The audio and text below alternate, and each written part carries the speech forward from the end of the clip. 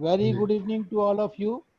I once again welcome today's webinar on critical issues and place of supply. We have our learned speaker Sri Virender Chauhan ji with us. Chauhan Saab is a senior partner in ABC and Company Chartered Accountant having office at Rohtak Road. He is in practice since 1987. He is a special invitee to Indirect Tax Committee of ICI for several years. He authored so many books on VAT and now on GST, like some book like Guide to GST, GST Ready Reckoner, GST Manual, GST Bill Digest, GST Made Simple, and recently he authored a book Guide to GST for Real Estate Sector. He is also a regular speaker from all forums from our institute, NIRC, branches, study circle, and etc. This is the brief profile of our Chauhan sir. And now over to Chauhan sir. Thank you, Rajesh ji. I am really delighted to be a part of this esteemed and learned members and respected seniors, my colleagues, ladies and gentlemen. The topic which is being given to me, can I share first my PPT? Sure, sir, definitely.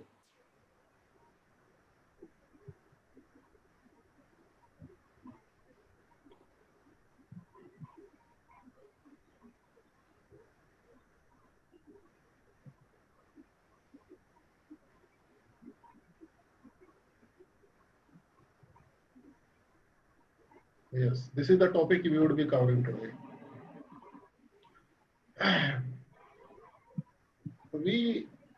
मैं as far as possible कोशिश करता हूँ अपनी mother tongue को use करने का, लेकिन मुझे थोड़ी सी आदत इंग्लिश बोलने की सेमिनार्स में ज्यादा है। एक बहुत ही लेमन एग्जांपल देके मैं प्लेस ऑफ सप्लाई का कंसेप्ट आपको क्लियर करना चाहता हूँ। फर्ज करो कि हमने एक पार्टनरशिप फर्म स्टार्ट की और उस पार्टनरशिप फर्म ने हमने ये कहा कि इसका जो नेचर ऑफ बिजनेस होगा वो होगा एनी बिजनेस। इस पार्टनरशिप फर्म में हम सीए का काम भी करेंगे, इसमें हम किराने का काम भी करेंगे, इसमें हम हर तरह का काम करेंगे, जितने भी नेचर ऑफ बिजनेसेस हम जानते हैं। अब उस नेचर ऑफ वर्क को डिफरेंट लोग डिफरेंट पार्टनर्स कर रहे हैं, साथ में एम्प्लॉइज भी लगे हुए हैं, सभी लोग भागीदार बने हुए हैं। अक्रॉस इंडिया हमारी प्रेजेंस है। अब यहाँ पे इश्यू ये आएगा कि how to apportion the profits of the partnership firm. तो एक तो ये तरीका है कि भाई सारे पार्टनर बराबर हिस्सा ले लें। तो वो चीज तो जब ये जीएसटी आया था तब डिसाइड नहीं हो पाया कि या तो सेंटर कलेक्ट कर ले या स्टेट कलेक्ट कर ले और उसको हम आपस में अपोर्शन कर ले। तो ये जीएसटी इस तरह का एक लॉ आया जिसमें सारी यूटी, सारी स्टेट्स और सेंट्रल गवर्नमेंट आपस में पार्टनर्स हैं और जो भी ट्रांजैक्शन किसी भी बिजनेस का डे टू डे लाइफ में होगा उसका जो टैक्स रेवेन्यू है वो किसको मिलेगा। इस चीज को डिसाइड करने के लिए सबसे पहला इन्होंने सेक्शन बनाया, सेक्शन 7। सेक्शन 7 में इन्होंने डिफाइन किया व्हाट इज सप्लाई।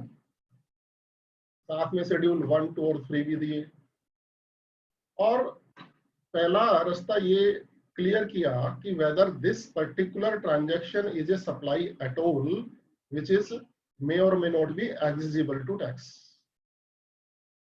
फिर उन्होंने एक दूसरा सेक्शन बनाया, सेक्शन 9। सेक्शन 9 में इन्होंने ये डिसाइड किया कि that every transaction which is a supply as defined under section 7 उसके ऊपर टैक्स लगेगा except as exempted through notification under section 11। यानी कि जो चीज टैक्सेबल है वो सप्लाई है, उस पे टैक्स लगेगा डिफरेंट रेट से। अब टैक्स की कलेक्शन तो हो गई। इस टैक्स की कलेक्शन को किस पर्टिकुलर स्टेट को, यूटी को या सेंटर को दें, ये डिस्प्यूट अराइज हुआ। इस डिस्प्यूट को रिजॉल्व करने के लिए फिर उन्होंने बनाया एक section 7 of the IGST act. जिसके अंदर इन्होंने ये लिखा कि what transactions would be interstate transactions, और उसके बाद बनाया एक section 8, what transactions would be intrastate transactions. फिर उन्होंने बनाया एक सेक्शन 9 ऑफ द आईजीएसटी, जिसमें इन्होंने ये कहा कि अगर कोई ट्रांजैक्शन इंडिया की जमीन से बाहर टेरिटोरियल वाटर्स में होता है तो उसका टैक्स किसको मिलेगा। एंड देन सेक्शन 10, 11, 12, 13, ये 4 सेक्शन और बनाए, जिसके अंदर इन्होंने ये कहा कि स्पेसिफिक ट्रांजैक्शंस के ऊपर जो गुड्स में डील करते हैं विद इन इंडिया, जो गुड्स में डील करते हैं with in India and outside India, जो सर्विसेज में डील करते हैं विद इन इंडिया, जो सर्विसेज में डील करते हैं with in and outside India, उसका टैक्स किसको मिलेगा। जो पहले सिस्टम था सीएसटी में या वैट में या सेंट्रल एक्साइज में या सर्विस टैक्स में, वहां जो टैक्सेशन सिस्टम था वो था कि जो पर्टिकुलर टैक्स पेयर रजिस्ट्रेशन लेने के बाद टैक्स की कलेक्शन कर रहा है, उस पर्टिकुलर स्टेट की पॉकेट में वो टैक्स जाएगा।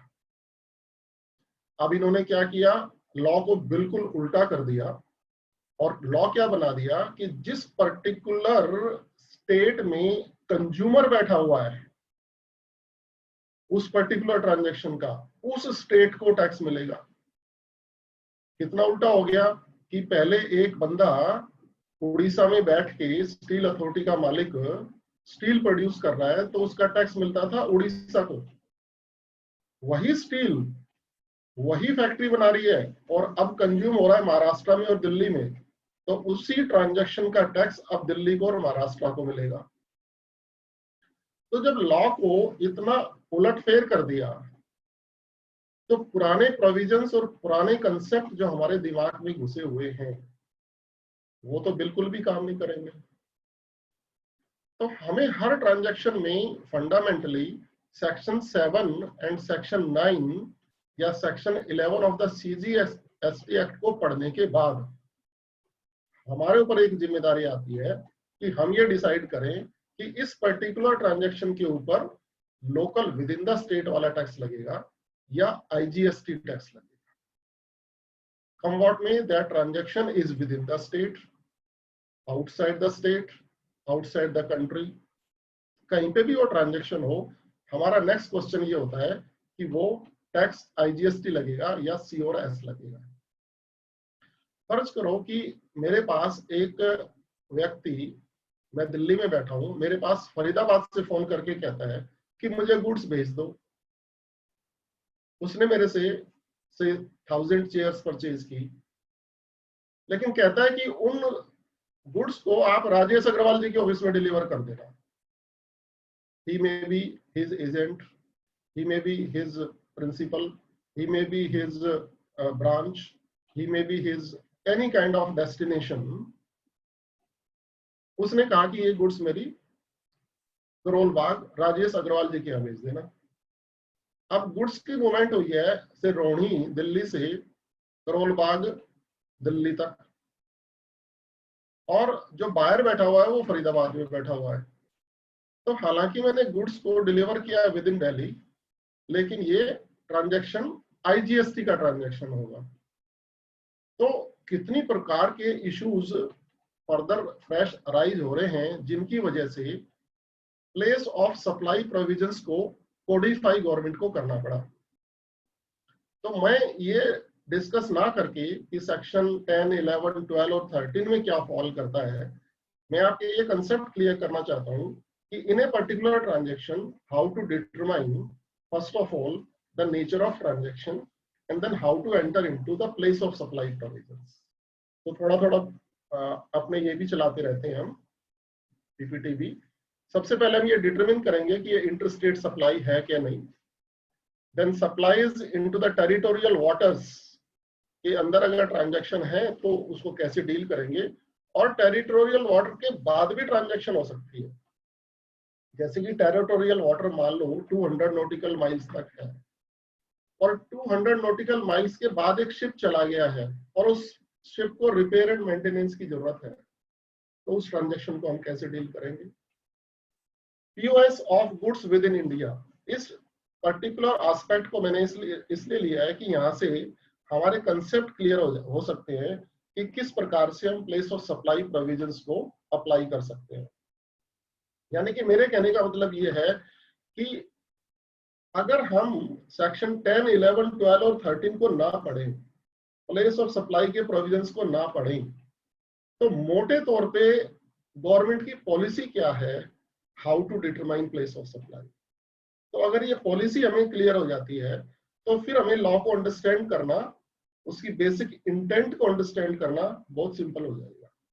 Then POS of goods within India, then POS of goods in case of import and exports.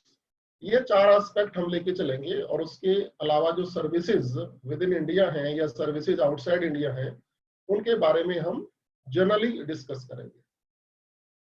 तो सबसे पहले हम section 7 of the IGST act का एक बार ओवरव्यू लेते हैं। इस सेक्शन 7 में हम एंटर करने से पहले, having examined supply and levy, the next aspect is to determine the nature of supply. Nature of supply is not a question of fact, but it is a result of the application of law in the given facts of a case. यानी कि nature of supply local है या outside the state है या outside the country है, इस चीज को समझने के लिए हमें कॉमन पार्लेंस को नहीं लगाना है। जितना कि अभी तक हमें मालूम है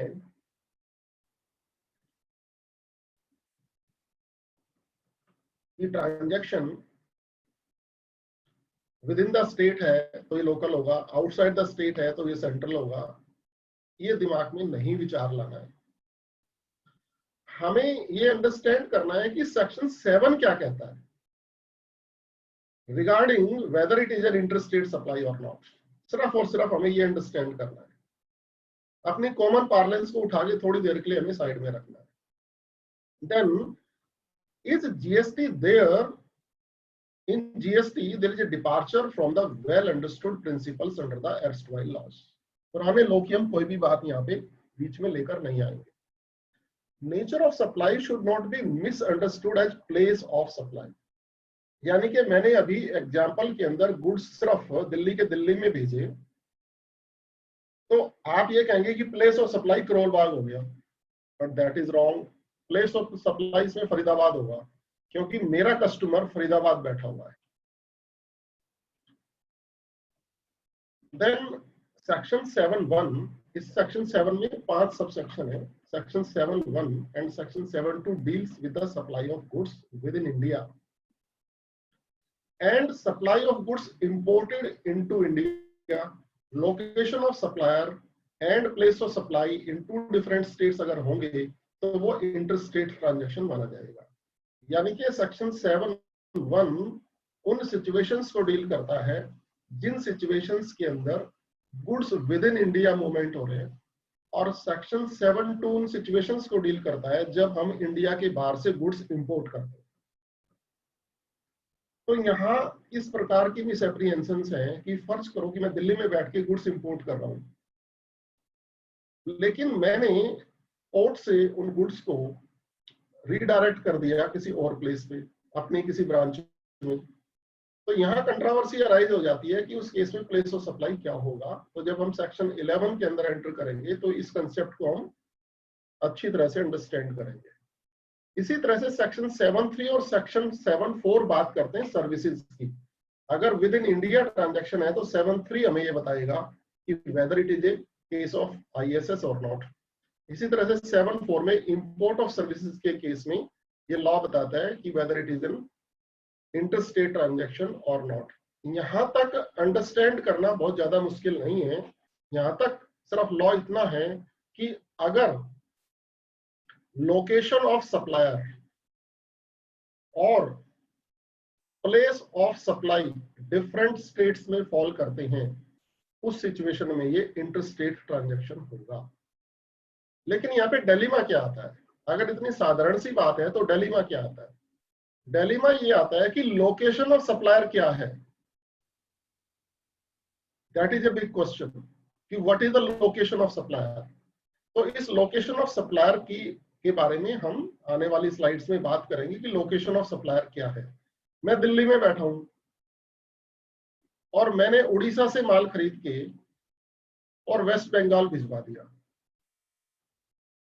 यहां क्वेश्चन ये राइज होता है कि लोकेशन ऑफ सप्लायर दिल्ली है या लोकेशन ऑफ सप्लायर उड़ीसा है। यानी कि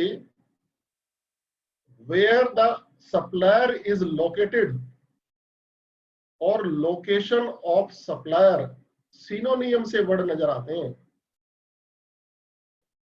लेकिन इस सिचुएशन में the Virendra Chauhan is located in Delhi whereas location of supplier is Orissa. तो इस कंसेप्ट को भी मैं धीरे से आपका क्लियर करूंगा। देन कम सेक्शन 7 के कॉन्सिक्वेंसेज अगर हम इसको फॉलो नहीं करते हैं।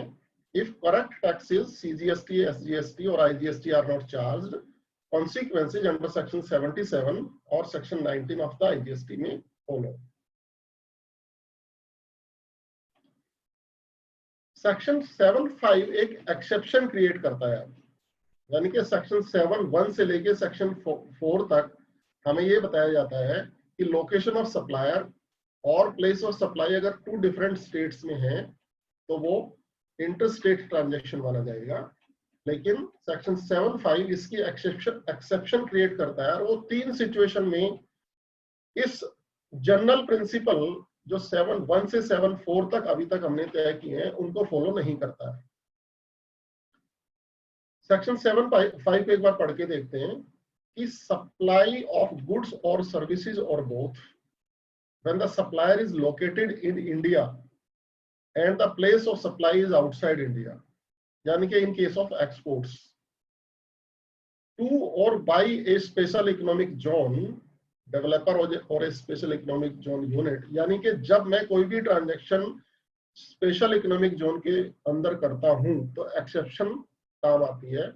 And in the taxable territory not being an intra state supply and not covered elsewhere in the section, यानी कि जो ट्रांजैक्शंस ऊपर 7(1) से और 7(4) तक फॉल नहीं करते हैं वो ट्रांजैक्शन अगर इंट्रा स्टेट नहीं है तो वो इंटर स्टेट माने जाएंगे। इन चीजों को अभी हम एग्जाम्पल के जरिए समझेंगे, तब हमें ये चीजें बेहतर तरीके से समझ में आएंगी।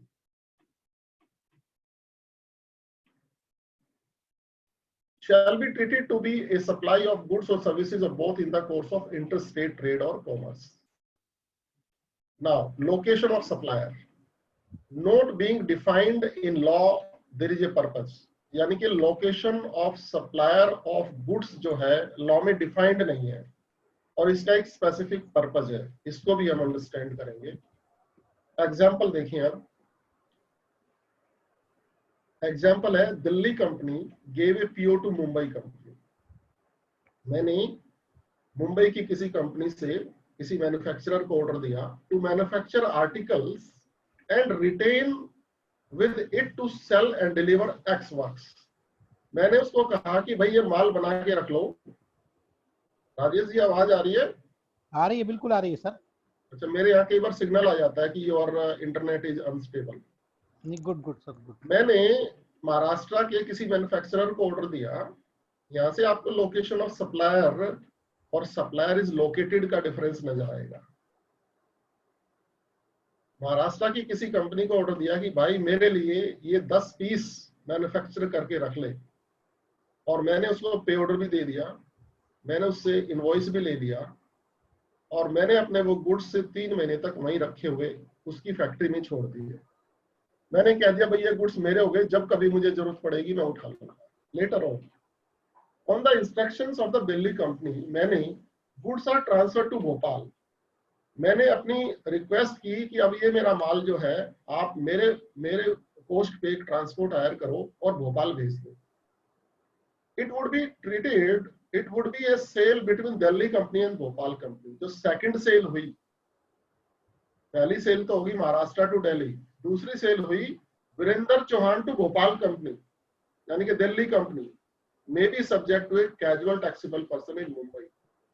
यानी कि जब मैं उस माल को मुंबई से उठाकर वापस भोपाल भेज रहा हूं, उस वक्त location of supplier is Mumbai और place of supply is Bhopal, therefore it would be a interstate transaction. अगर ये लोकेशन भोपाल की बजाय दिल्ली होती तब भी ये इंटरस्टेट ट्रांजैक्शन होता। और यहाँ पे although the supplier is located in Delhi but location of supplier is in Maharashtra.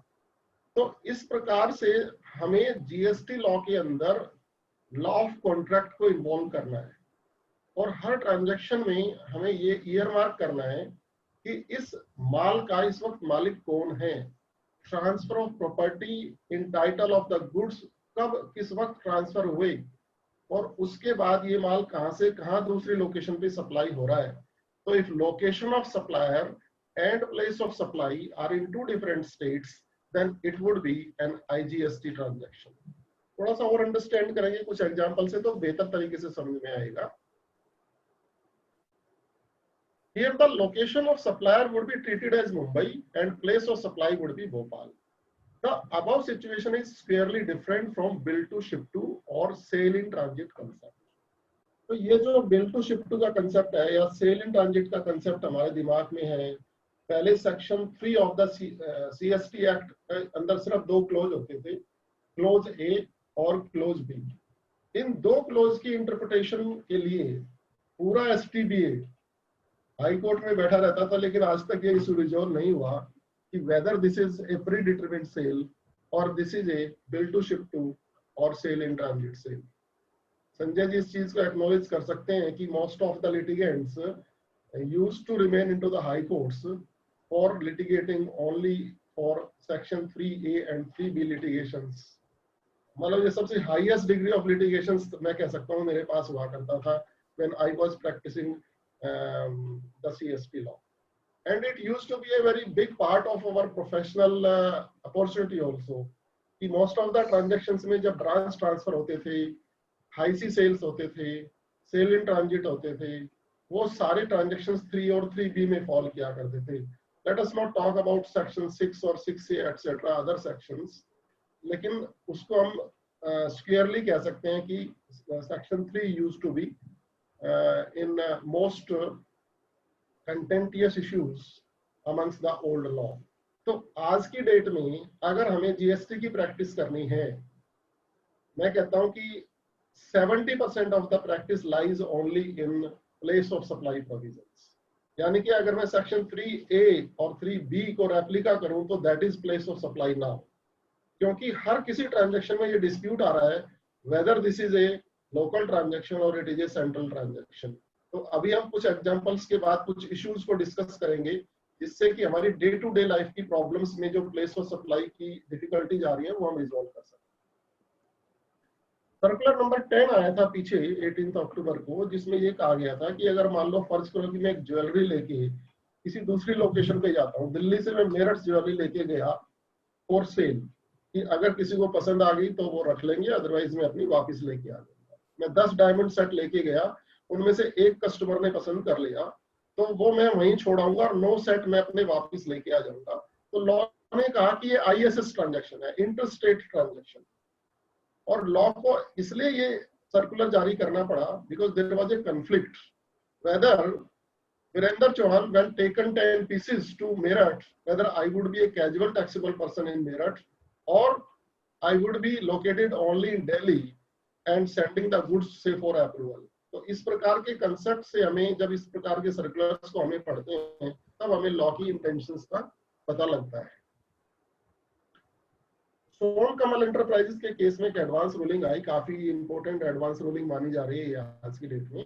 इसमें क्या कि महाराष्ट्र के अंदर एक इंपोर्टर बैठा हुआ है, उसने चाइना से माल इंपोर्ट किया और जब वो माल वेस्ट बंगाल के अंदर पोर्ट पे आया, उसने पोर्ट से ई-वे बिल के थ्रू उस माल को रीडायरेक्ट कर दिया to a customer who is located in West Bengal itself. तो जब वेस्ट बंगाल में वो गुड्स गई तो इस केस में लोकेशन ऑफ सप्लायर पोर्ट होगा विद इन द स्टेट या महाराष्ट्र होगा। तो अथॉरिटी ऑफ एडवांस रूलिंग ने डिसाइड किया कि इसमें लोकेशन ऑफ सप्लायर जो है वो महाराष्ट्र में माना जाएगा। ये दोनों एग्जांपल इस बात को, इस आइडिया को स्ट्रेंथन करते हैं कि when there was a dispute, when there was an ambiguity, what is the location of supplier, it is not always the registered place of the supplier which is the location of supplier. Therefore, the government thought it worthwhile to clarify in this circular 10, and at the same time, when there was an ambiguity in law, this Son Kamal authority of advance ruling case was there.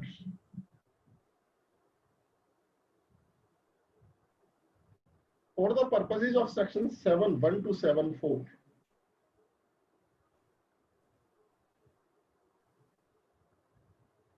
the place of supply is to be understood in terms of chapter 5. Chapter 5 बात करता है place of supply provisions की.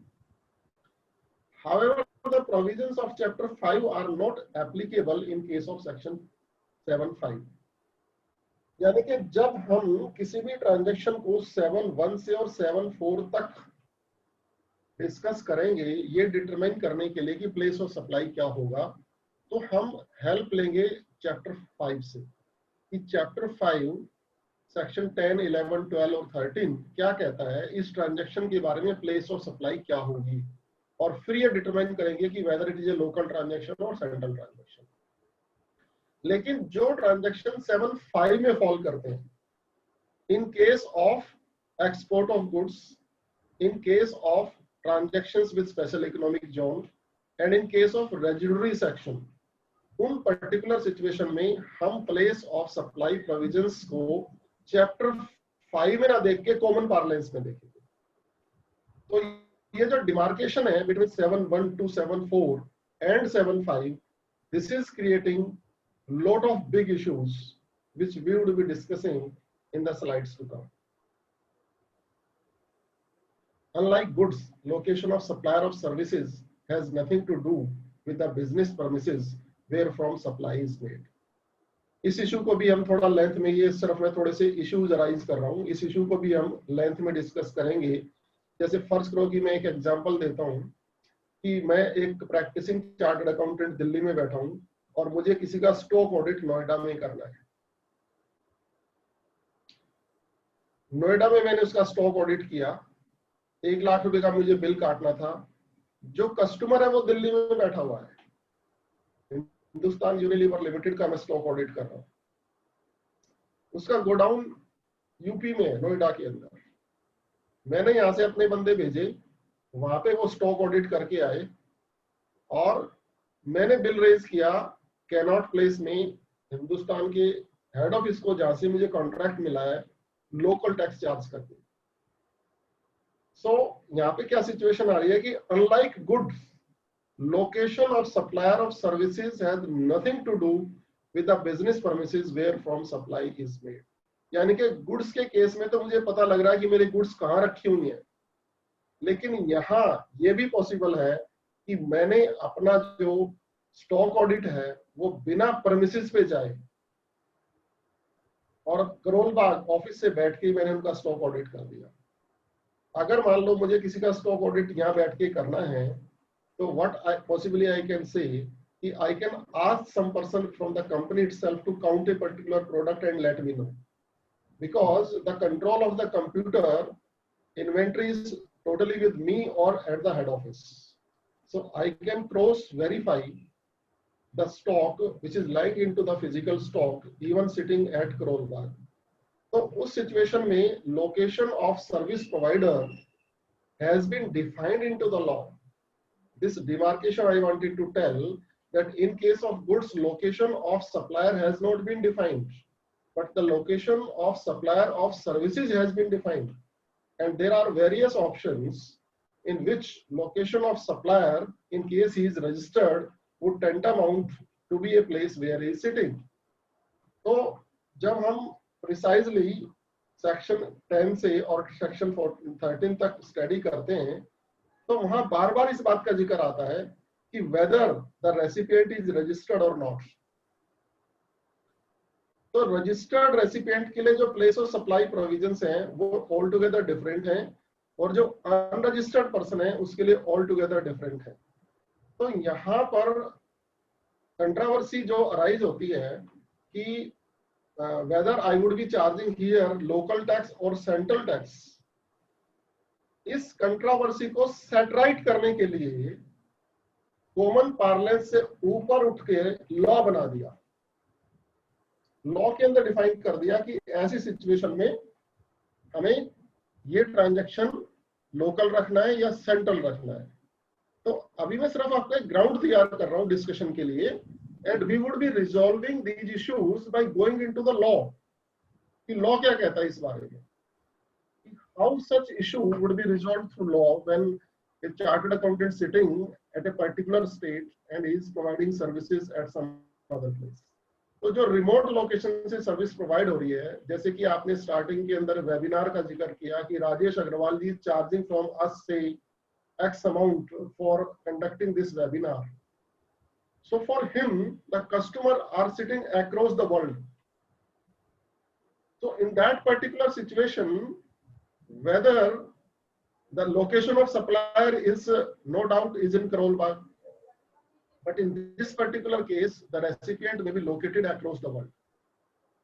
तो ऐसी situation में जब ये कंटेंटिश issue आते हैं कि ऐसी सिचुएशन में हम ये डिटरमाइन ही नहीं कर पा रहे हैं कि राजेश जी के ऊपर लोकल टैक्स लगना चाहिए या आईजीएसटी लगना चाहिए, then there is a need to codify the law.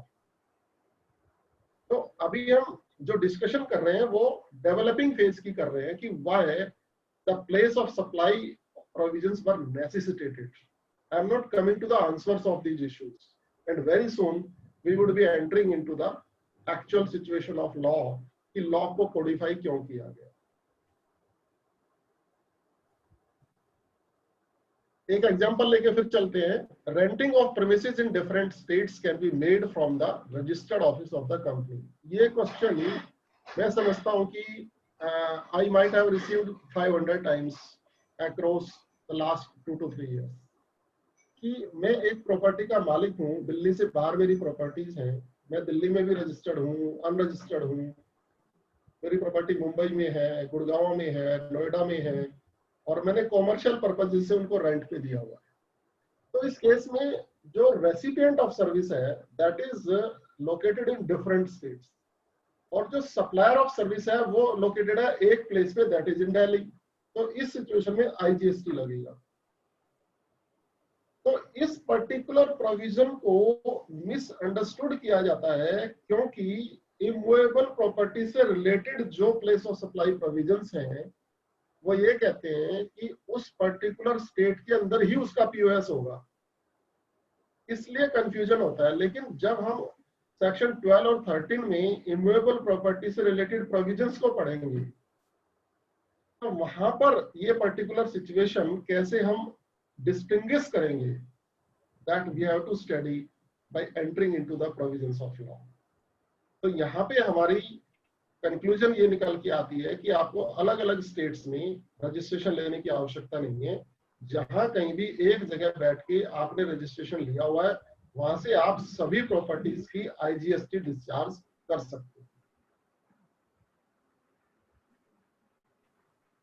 Section 75A के ऊपर एक एग्जांपल अगर हम लेना चाहें उससे पहले हमें ये अंडरस्टैंड करना है the law envisages the word supplier is located is not to be equated with location of supplier. Location of supplier first लो की एक सिंगापुर में बैठा हुआ है, उसने दिल्ली से माल खरीदा और महाराष्ट्र भेज दिया, तो location of supplier is in Singapore but the supplier is located in Delhi. तो ये सप्लायर इज लोकेटेड के बेस पे हमें ये डिसाइड करना है कि ये इंटरस्टेट ट्रांजैक्शन है या लोकल ट्रांजैक्शन। यानी कि in case of supplies made the location of supplier can be different than the place from where the supplier is located for the purposes of making those particular supplies.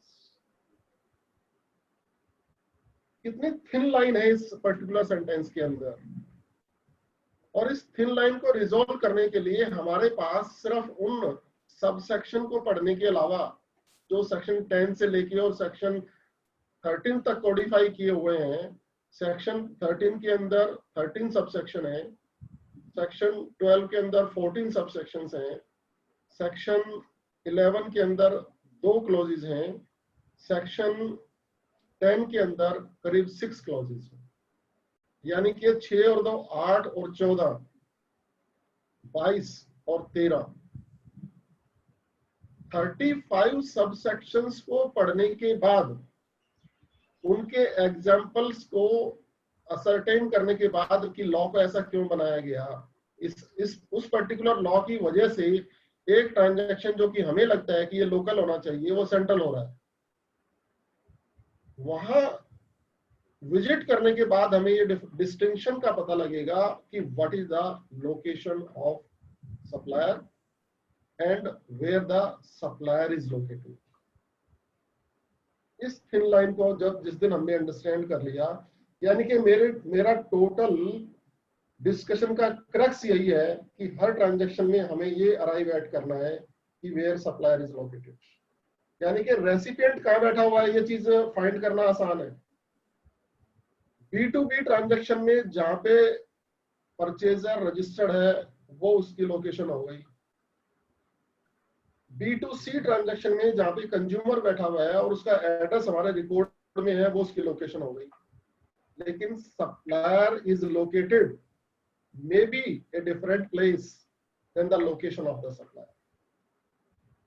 Her 35 subsections जिनका मैं जिक्र कर रहा हूं, उन subsections में हर section में subsection में हमें इस बात को ध्यान में रखना है कि whether the location of the supplier and supplier is located are coinciding at one point, sitting at the same place, or they are at different places.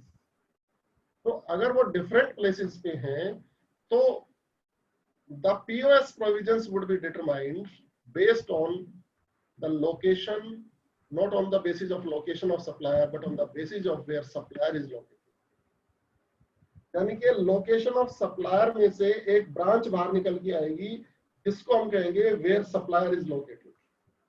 तो जब इन चीजों को हम थोड़ा सा एग्जांपल से अंडरस्टैंड करेंगे और सेक्शन के अंदर एंटर करके करेंगे, then would be better understanding these provisions. यानी कि हम इन प्रोविजंस को कितने हल्के में लेते हैं ये चीज हमें अंडरस्टैंड करनी है, और लॉ मेकर्स ने कितनी ब्यूटीफुली इन प्रोविजंस को ऐसे कोडिफाई किया है ताकि उस स्टेट को टैक्स मिल जाए जिस स्टेट के अंदर कंज्यूमर बैठा हुआ है। जब ट्रांजैक्शन B2B होता है तो जो B2B में परचेजर है वो कंज्यूमर नहीं होता है। उस एक्सटेंट तक POS प्रोविजंस बिल्कुल डिफरेंट है। जब वही B2B का परचेजर उस माल को कंज्यूमर को बेचता है तब POS प्रोविजंस चेंज हो जाते हैं। That is the reason there is a broad gap between the POS provisions when they are between B2B and when they are between B2C. In fact, B2C is the only situation where the states gets their share of taxes into their pocket. Otherwise, B2B level तक वो सिर्फ state government की एक liability होती है जो कि एक सप्लायर या बायर के हेड में वो असेट होती है। जब मैंने माल खरीदा तो input tax credit is my asset and that input tax credit is a liability into the hands of the state. तो जब तक ट्रांजैक्शन B2B है it is only a clearing mechanism, but when the transaction is taking shape between B2C it becomes the real transaction. तो उस real transaction का place of supply क्या है, that is significant to understand. Circular 48 clarified that short-term accommodation, conferencing, banqueting provided to a SEZ should be treated as an interstate supply। यानी कि एक hotel है दिल्ली के अंदर और दिल्ली के अंदर एक SEZ है, तो सेज के कस्टमर जब मेरे होटल में आते हैं तो उनसे मैं IGST चार्ज करता हूं, और उसी होटल के अंदर अक्रॉस इंडिया से अगर कोई दूसरा कस्टमर आता है तो मैं CORS चार्ज करता हूं। इसलिए सेक्शन 5 को अंडरस्टैंड करना बहुत जरूरी है। इसके अंदर 3 क्लॉजेज हैं ए बी सी, उनको अंडरस्टैंड करना बहुत जरूरी है। सेक्शन 7(5)(b) का एग्जांपल है non SEZ supplier supplying to SEZ, SEZ supplier to another SEZ, SEZ developer to SEZ unit.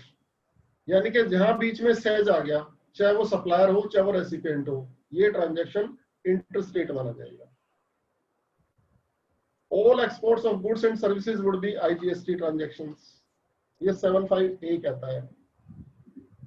All supplies to and from SEZ, ये 7(5)(b) कहता है, would be ISS transactions।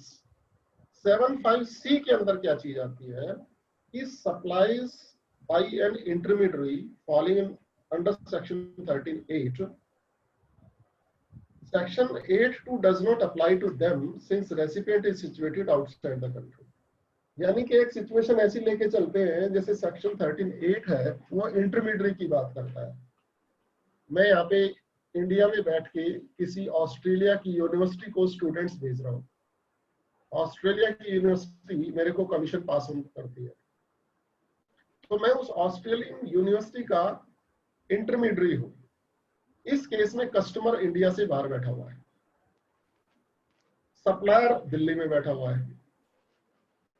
अब इस पर्टिकुलर ट्रांजैक्शन को हमारा law export नहीं मानता। वो ये कहता है कि इंटरमीडियरी के अंदर इंडिया के अंदर टैक्स लगेगा, और ये लॉ इस तरह का इसलिए बनाया हुआ है कि this is an international practice. ये लॉ ऐसा क्यों बनाया है, इस बात पे हम चर्चा नहीं करेंगे।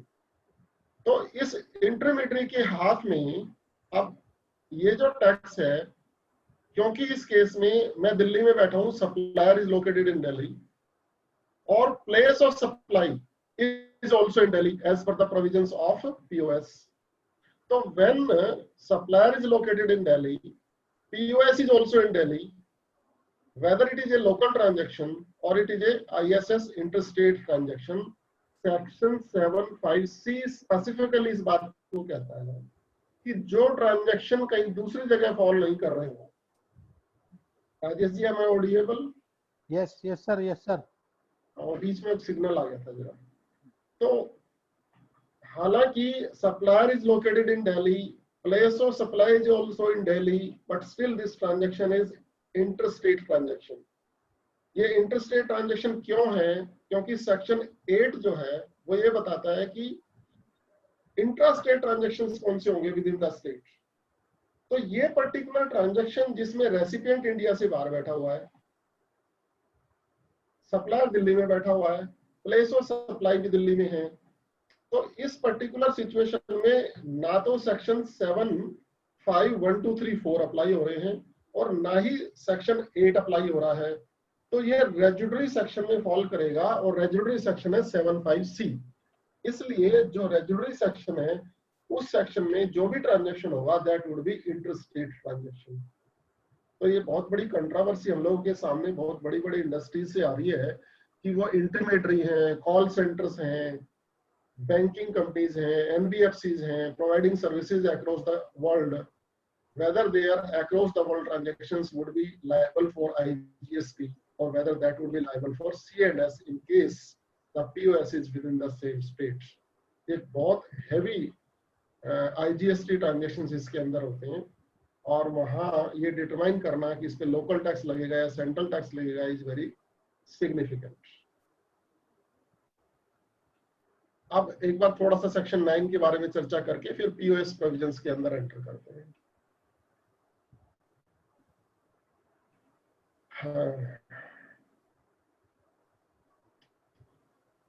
Here, while deeming fiction, the territory of adjoining state has been extended and location of the supplier and place of supply have been deemed to be in the nearby state, that is section 9 ये कहता है कि जो adjoining state होगी वो उसका POS या location माना जाएगा।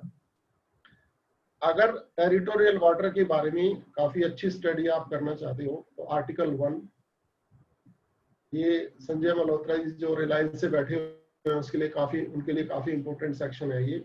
Article 1 talks about territorial waters, article 286, article 297, Section 256 of the CGST Act, which defines territorial waters, continental shelf, exclusive economic zone, and other maritime zone Act 1976. यानी कि ये भी अपने आप में एक एक्ट है, territorial water and so zone act.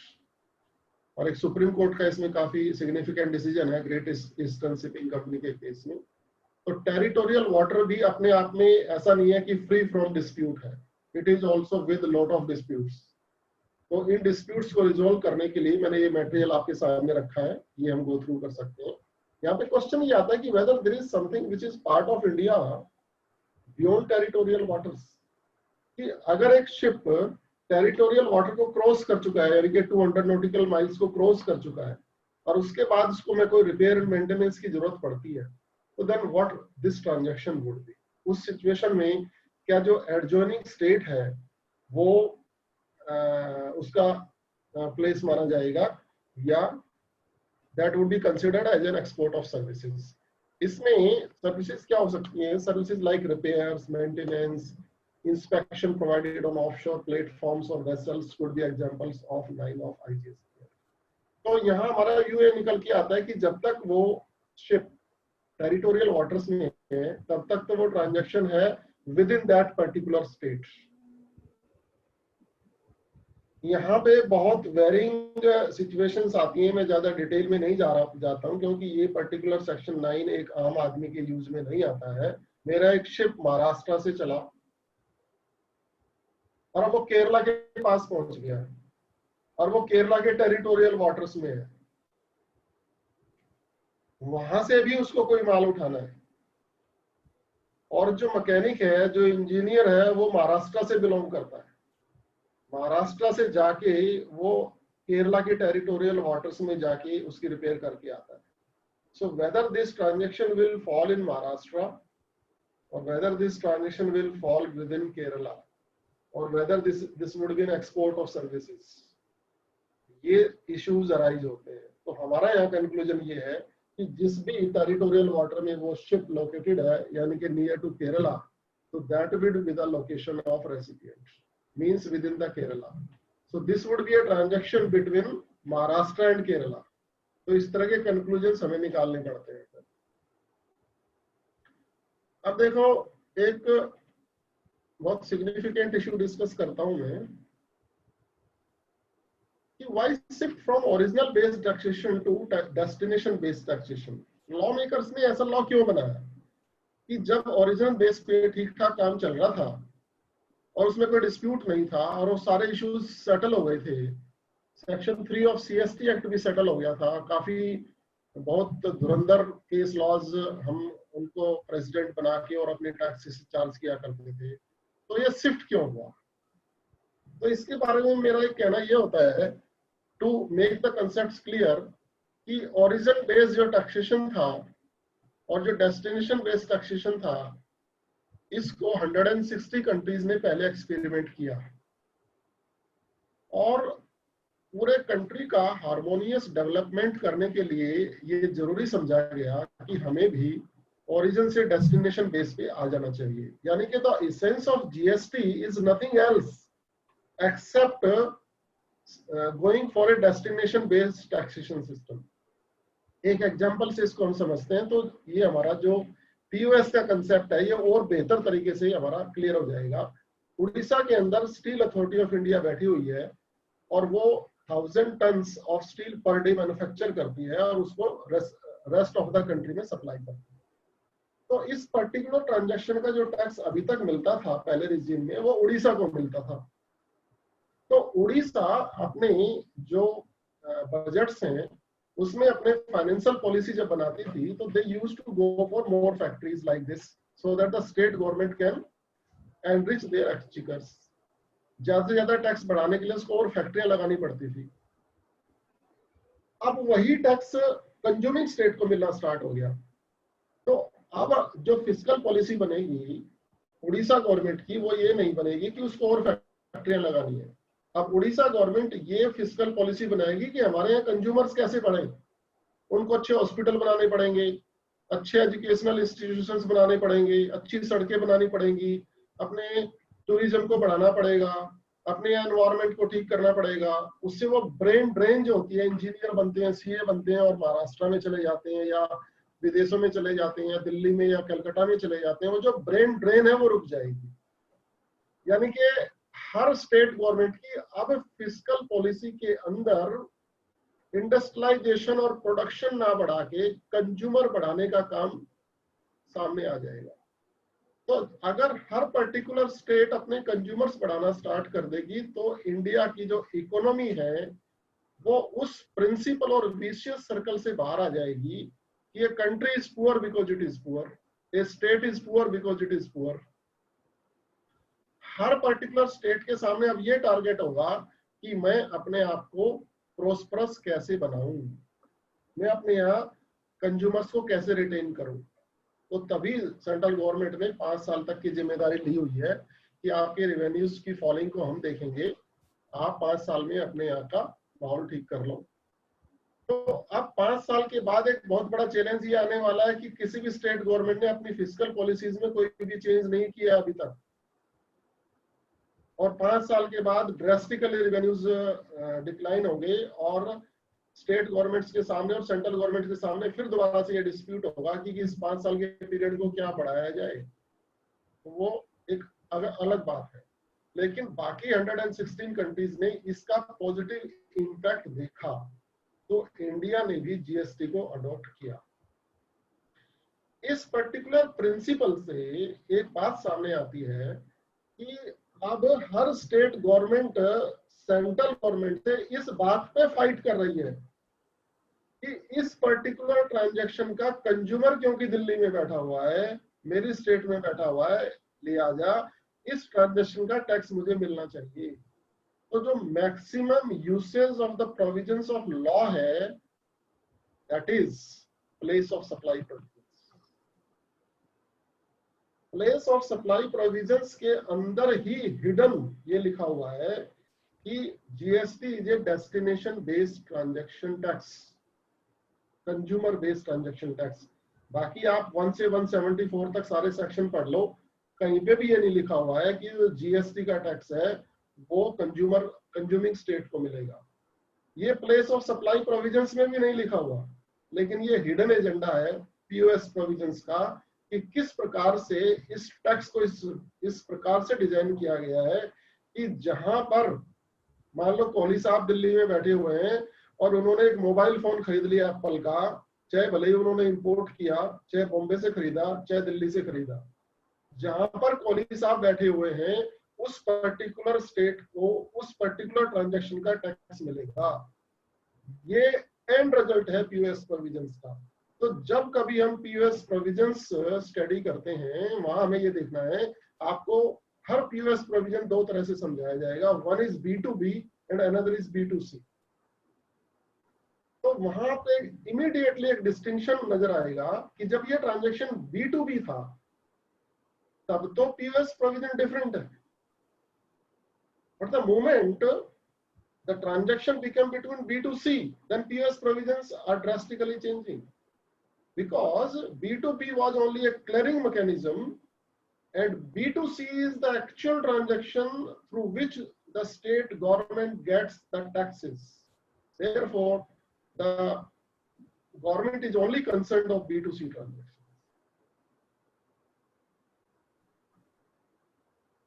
In IGST law, place of supply provision says so that GST is a consumption-based tax.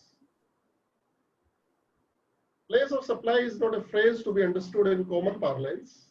The end result of these provisions will determine that the consuming state will get taxes in its exchequer. Reasons for determining POS. एक railway line है, एक national highway है, एक bridge on a river है, एक copyright of film है जब film release होती है महाराष्ट्र में, एक एडवर्टाइजमेंट ऑन टीवी है, और एक एयरलाइन ने 10 टिकट दिए हमें used on any location for 10 journeys, उन्हें आप कहीं से कहीं भी यूटिलाइज कर सकते हो।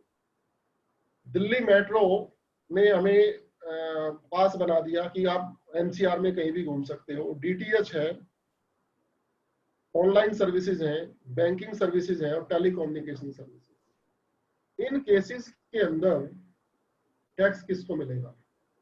एक मैंने ब्रिज बनाया, इधर दिल्ली है उधर यूपी है, और मैंने 100 करोड़ रुपए का कॉन्ट्रैक्ट गवर्नमेंट से लिया। इस 100 करोड़ में पता नहीं ये पैसा मुझे जापानीज कंपनी ने दिया, या ये पैसा मुझे दिल्ली गवर्नमेंट ने दिया, या ये पैसा मुझे यूपी गवर्नमेंट दिया, hardly matters.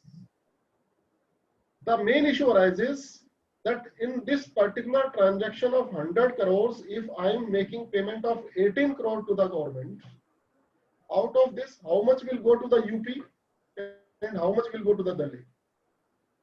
Because the bridge is falling into the territory of 2 states.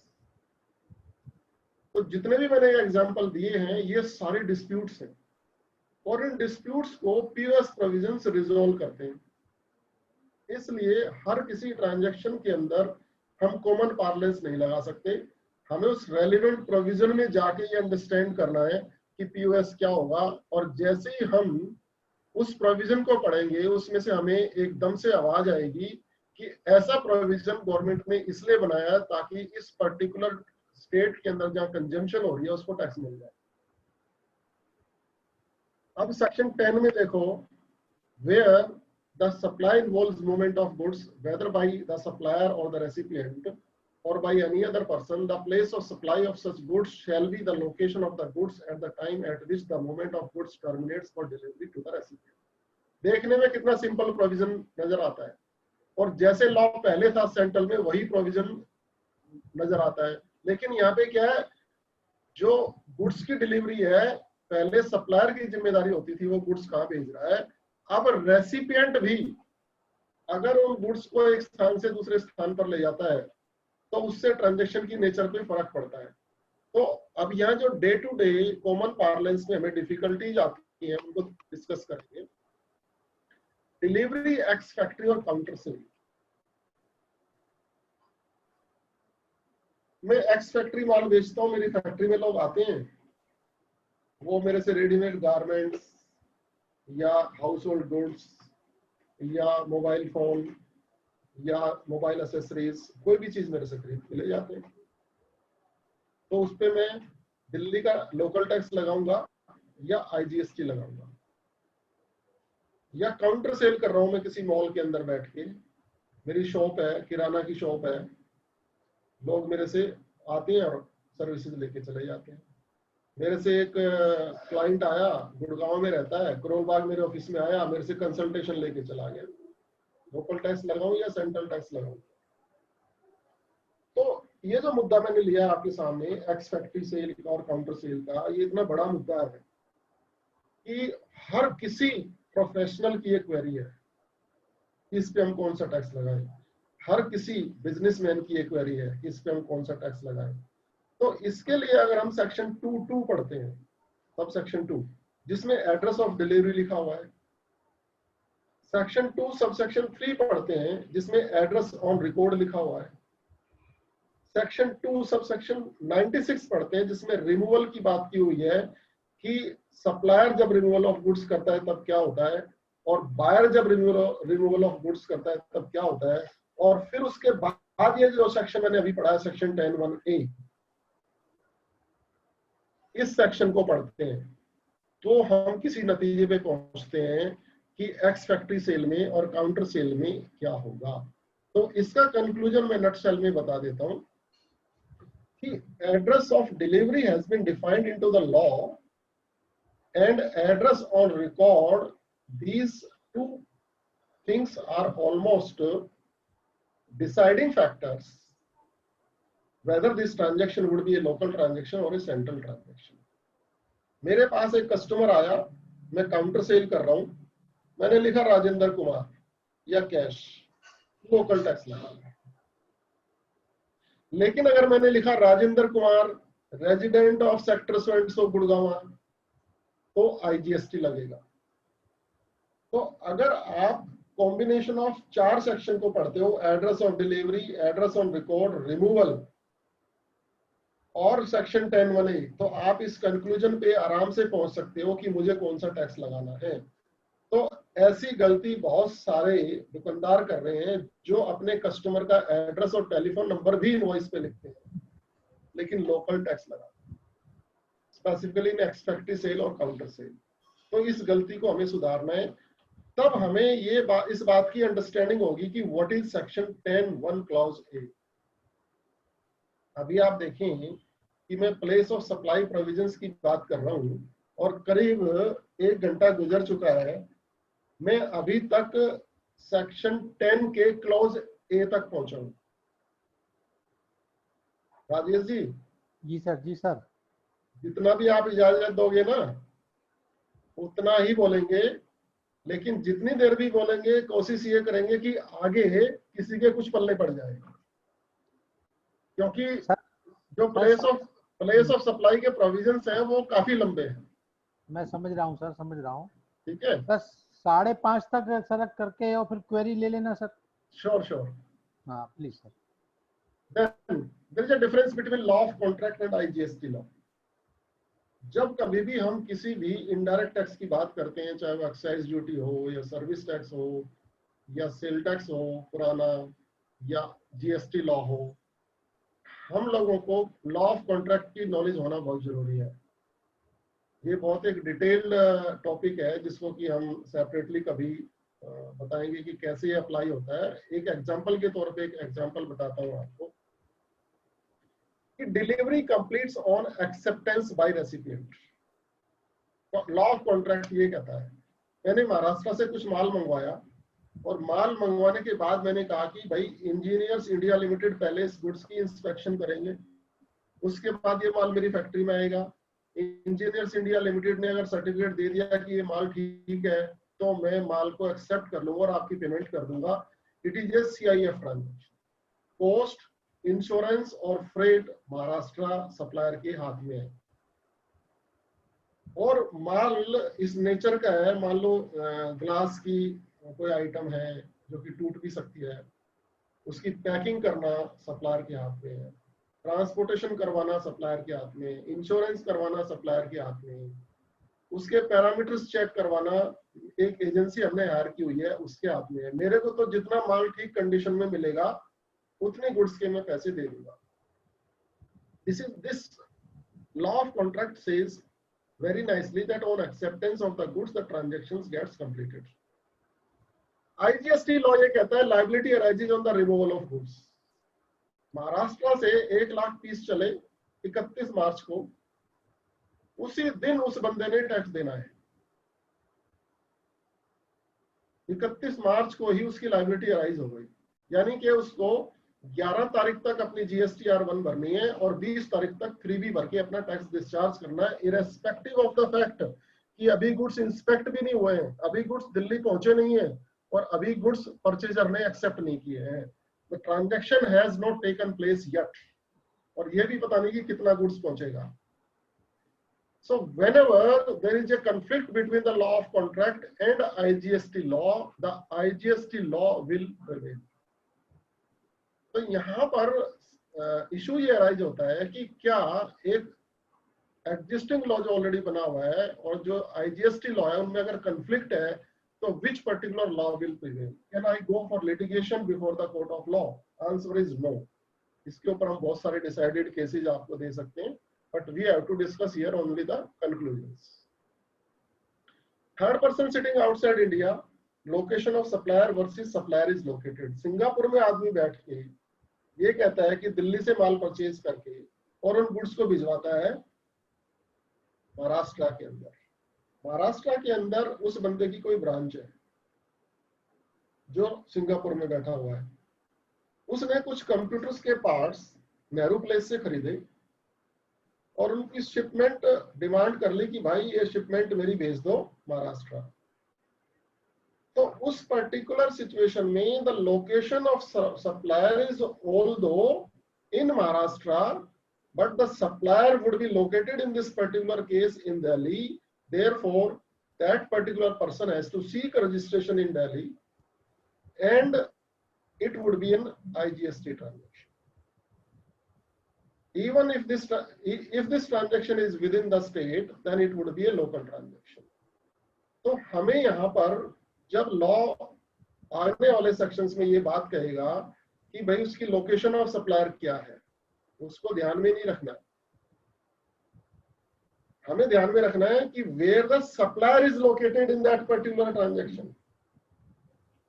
जो एग्जांपल मैंने आपको दिया था कि Virendra Chauhan sitting in Delhi providing services to HUL sitting in Connaught Place but the godown is situated in Noida. So whether it would be a local transaction or it would be a central transaction, in this particular situation, I will guide that this would be a interstate transaction because in this particular case, the location of the recipient is in Noida. तो ये हम अब धीरे धीरे जो भी कंटेंटियस issues हमने rise किए हैं, धीरे धीरे उनका हम अब आंसर भी लेते चलेंगे। ये बिल टू शिप टू का कंसेप्ट है।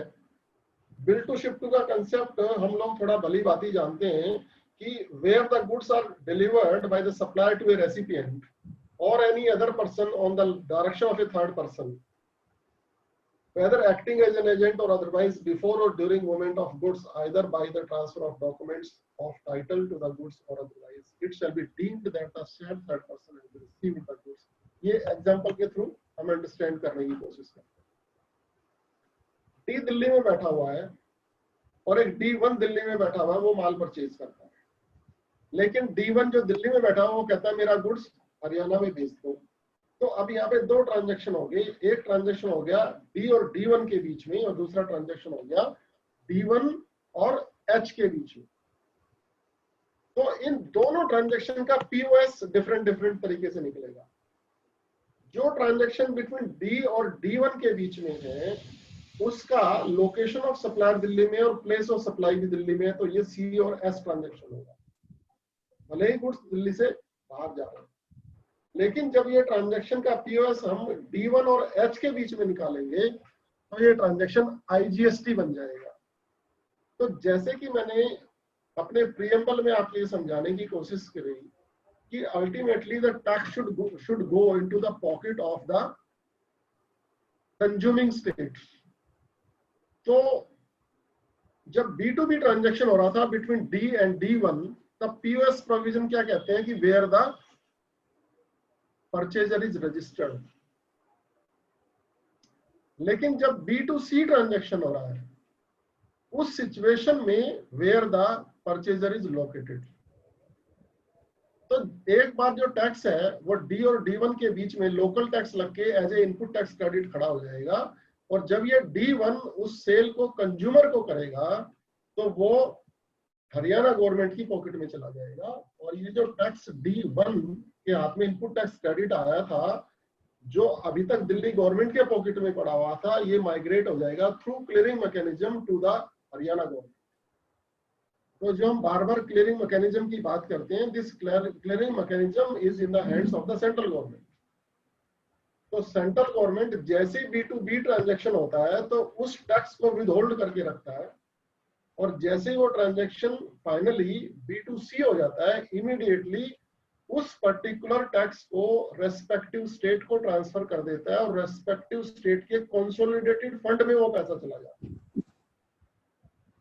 तो जब वो पैसा कंसोलिडेटेड फंड में चला गया तो उस पैसे को एक स्टेट से दूसरी स्टेट में ट्रांसफर करना इम्पॉसिबल हो जाता है। इसलिए लॉ इस तरह से बनाया हुआ है कि अगर आपने कोई गलत टैक्स जमा करा दिया C और S और IGST, एक का आपको रिफंड लेना पड़ेगा और एक आपको दोबारा जमा कराना पड़ेगा। Because once the money is transferred to the consolidated fund, it cannot be easily transferred from one government to another government.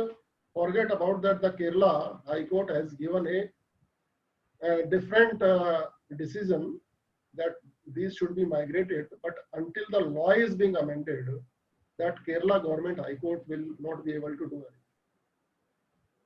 तो ये हमारा बिल टू शिप टू का एक प्लेस ऑफ सप्लाई ट्रांजैक्शंस को समझने का तरीका निकला। इस प्रकार से आप जैसे जैसे आगे अपनी जर्नी को आगे बढ़ाएंगे, हर जगह हमें ये पता लगेगा कि how ultimately through POS provisions using the clearing mechanism the taxes are being going to the exchequer of the consuming state. That is the gist essence of learning POS. तो यहाँ पे ये कुछ एग्जांपल्स दिए हुए हैं, ये आपको सेल्फ स्टडी करने हैं। इसमें हमने लोकेशन ऑफ सप्लायर क्या है, प्लेस ऑफ डिलीवरी क्या है, principal place of the third person जो बायर है उसका क्या है, उसके इसमें प्लेस ऑफ सप्लाई क्या होगी और कौन सा टैक्स लगेगा, इनको बारीकी से समझाया हुआ है।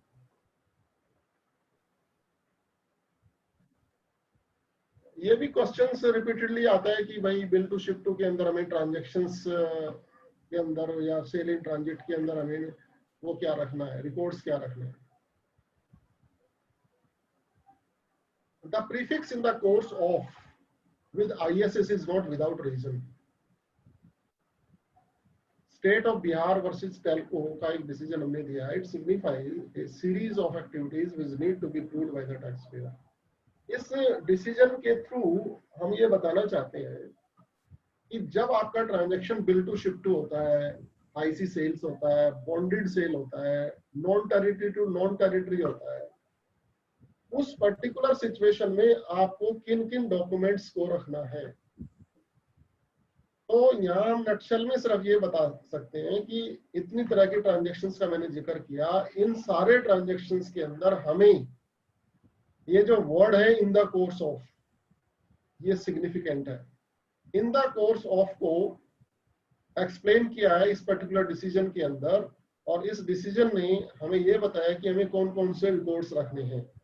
यानी कि जो supplier in the course of bill to ship to sale in transit फलाना फलाना ट्रांजैक्शन कर रहा है, उस बंदा की ड्यूटी है, ओनस है कि वो ये साबित करे ये bill to ship to transaction हुआ है, ये बॉन्डेड सेल हुआ है, ये ट्रांजिट सेल हुआ है थ्रू डॉक्यूमेंट्स। आप ये कहेंगे कि वर्बल एग्रीमेंट भी होते हैं, हम कहेंगे कि वर्बल एग्रीमेंट पे डिपेंड ना हो, क्योंकि department can take a contrary view. लेकिन यहाँ पर क्योंकि टैक्सेस के अंदर आर्बिट्रेज बहुत कम है, पहले आर्बिट्रेज होती थी ट्रांजैक्शन के अंदर, ब्रांच ट्रांसफर निल पे टैक्स होते थे, ट्रांजिट सेल निल पे टैक्स होती थी, इसलिए आज की डेट में आर्बिट्रेज नहीं होने के कारण रिकॉर्ड्स मेंटेनेंस की सिग्निफिकेंस बहुत ज्यादा नहीं है। अगर आर्बिट्रेज है तो वो इंटरनेशनल ट्रांजैक्शंस में है, जहाँ पे आईसी सेल्स हैं, बॉन्डेड वेयरहाउस सेल्स हैं और non territory to non territory sales हैं। तो इसलिए उन सिचुएशंस में रिकॉर्ड मेंटेन करना जरूरी है। लेकिन डोमेस्टिक अगर कोई ट्रांजैक्शन है बिल टू शिप टू तो या ट्रांजिट सेल है, वहां पे रिकॉर्ड्स की मेंटेनेंस बहुत ज्यादा सिग्निफिकेंट नहीं है, फिर भी ऑनस हमारे ऊपर है। कुछ सिचुएशंस ऐसी आती हैं जहाँ पे गुड्स मूव नहीं होती है। मैं किसी का टेनेंट हूँ, मैंने एज ए टेनेंट एक जेनसेट खरीदा, कुछ समय के बाद मैंने प्रेमिसेस वेकेट कर दी। वेकेट करने के बाद कहा मैंने लैंडलॉर्ड को कि ये मैं अपना जेनसेट उठा के ले जाऊं या इसको आप सब्सिक्वेंट किसी टेनेंट को दे देना। तो लैंडलॉर्ड ने मेरे से वो जेनसेट परचेज कर लिया। Now the goods did not move, they are located at the same place. तो उस सिचुएशन को भी लॉ मेकर्स ने एक डिफरेंट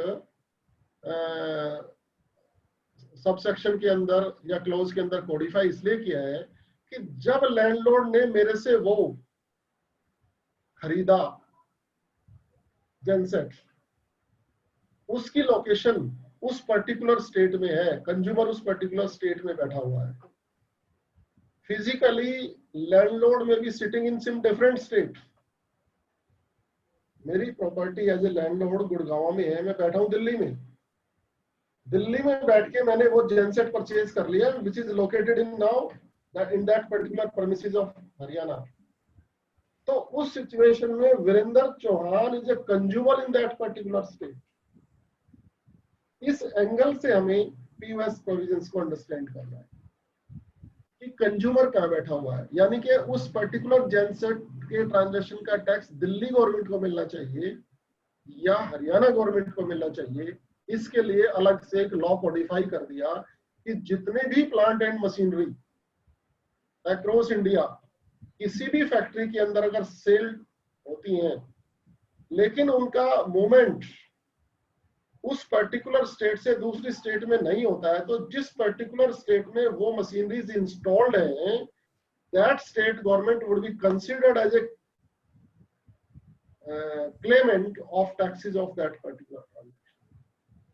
जब आप इस कंसेप्ट के साथ पीओएस को अंडरस्टैंड करने की कोशिश करेंगे तो आपके लिए कंसेप्ट अंडरस्टैंड करना बहुत इजी हो जाएगा। देन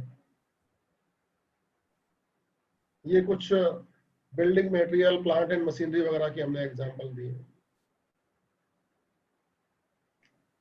फिर एक सिचुएशन आती है, goods are being assembled and installed at site. मैं दिल्ली में बैठ के एक लिफ्ट इंस्टॉल करता हूं नोएडा के अंदर। सबसे पहला डिस्प्यूट ये आता है whether it is a job work, क्योंकि स्पेसिफिकेशन के बेस पे मुझे ऑर्डर मिला है लिफ्ट लगाने का, इतने मंजिल की, इतने साइज की, इतने पैसेंजर की लिफ्ट होनी चाहिए। तो एक स्पेसिफिक मुझे एग्जांपल मिला है कि भाई इस पर्टिकुलर साइज की लिफ्ट लगानी है, तो मैंने उसी साइज की लिफ्ट अपनी फैक्ट्री में बनानी स्टार्ट कर दी और फिर उसको इंस्टॉल करने में दूसरी स्टेट में चला गया। उस पर्टिकुलर सिचुएशन में हमें ये डिसाइड करना है whether it is a sale transaction from one state to another और whether it is a job work. उस पर्टिकुलर सिचुएशन में इस पर्टिकुलर चीज को कोने एलिवेटर के केस में सुप्रीम कोर्ट ने पहले से ही सेटल किया हुआ है कि under such situations where even specification is given by the purchaser, those transactions would be considered as a transactions of sales, not as a transactions of works contract, not as a transactions of job work.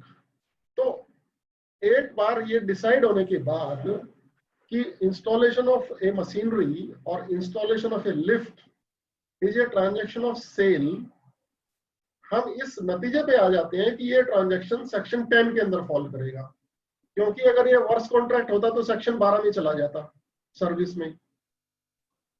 तो सबसे पहले हम जब section 7 की बात करते हैं CGST act की, तो वहां ये सप्लाई है, उसके बाद ये डिटरमिन करते हैं शेड्यूल 2 में सप्लाई ऑफ गुड्स है या सप्लाई ऑफ सर्विसेज है।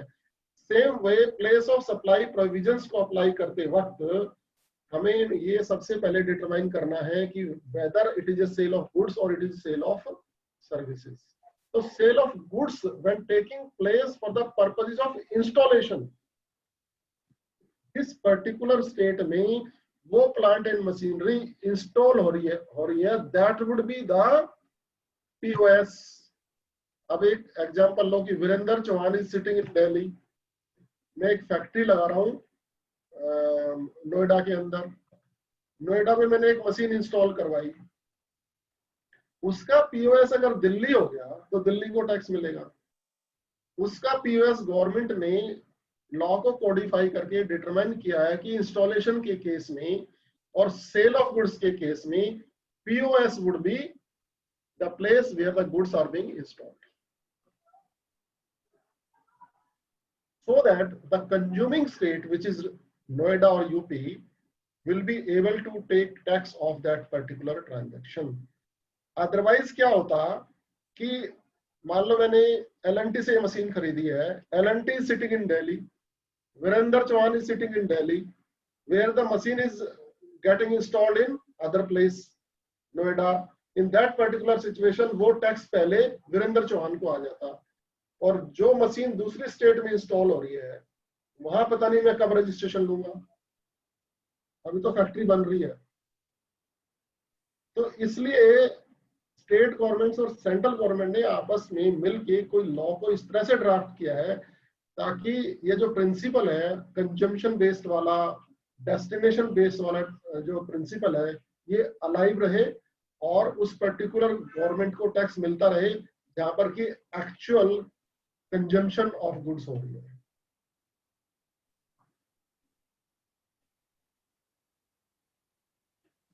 ये इससे रिलेटेड हमने रीजंस लिखे हैं कि क्यों ऐसा लॉ बनाया गया है। इन बातों को हम पीपीटी में पढ़ सकते हैं। ये पीपीटी ऑलरेडी राजेश अग्रवाल जी को भेज दी गई है। ये इसके कुछ एग्जांपल्स हैं कि बंदा कहाँ बैठा हुआ है, मशीन कहाँ पे इंस्टॉल हो रही है, सर्वर कहाँ पे इंस्टॉल हो रहा है, ऑफिस फिटिंग्स कहाँ पे इंस्टॉल हो रही हैं, और उन सिचुएशंस में लोकल टैक्स लगेगा या सेंट्रल टैक्स लगेगा।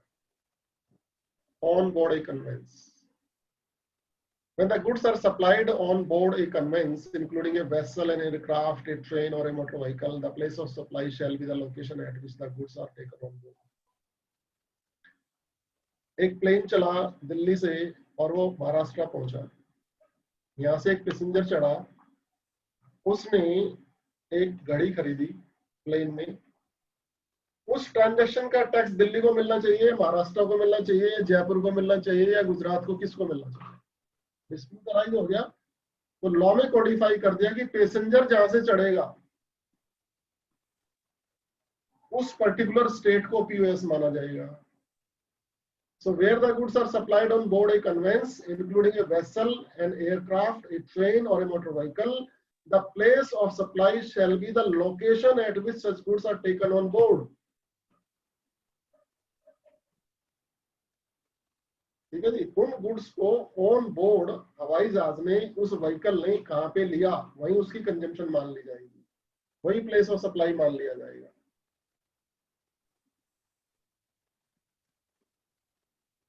यहाँ पे दो सप्लाईज हैं, एक सप्लाई वॉच कंपनी ने एविएशन कंपनी को दी और फिर एविएशन कंपनी ने उसको पैसेंजर्स को बेचा। दोनों के पीओएस डिफरेंट डिफरेंट तरीके से निकलेंगे, उसके भी हमने कुछ ये एग्जांपल्स देके समझाया हुआ है।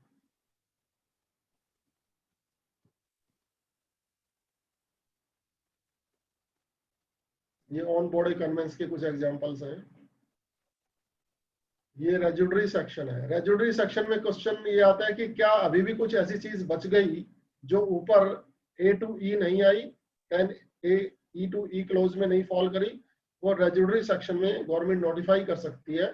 मेरे व्यू के अंदर lease of satellite is a service,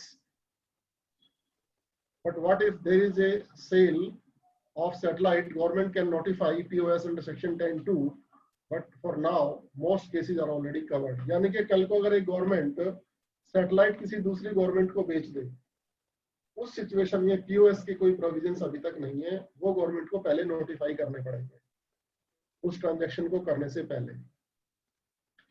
section 11 के अंदर अगर आप इंपोर्ट और एक्सपोर्ट्स की बात करते हैं तो आपको वंस अगेन कॉमन पार्लेंस से ऊपर उठ के इन प्रोविजंस को अंडरस्टैंड करना पड़ेगा।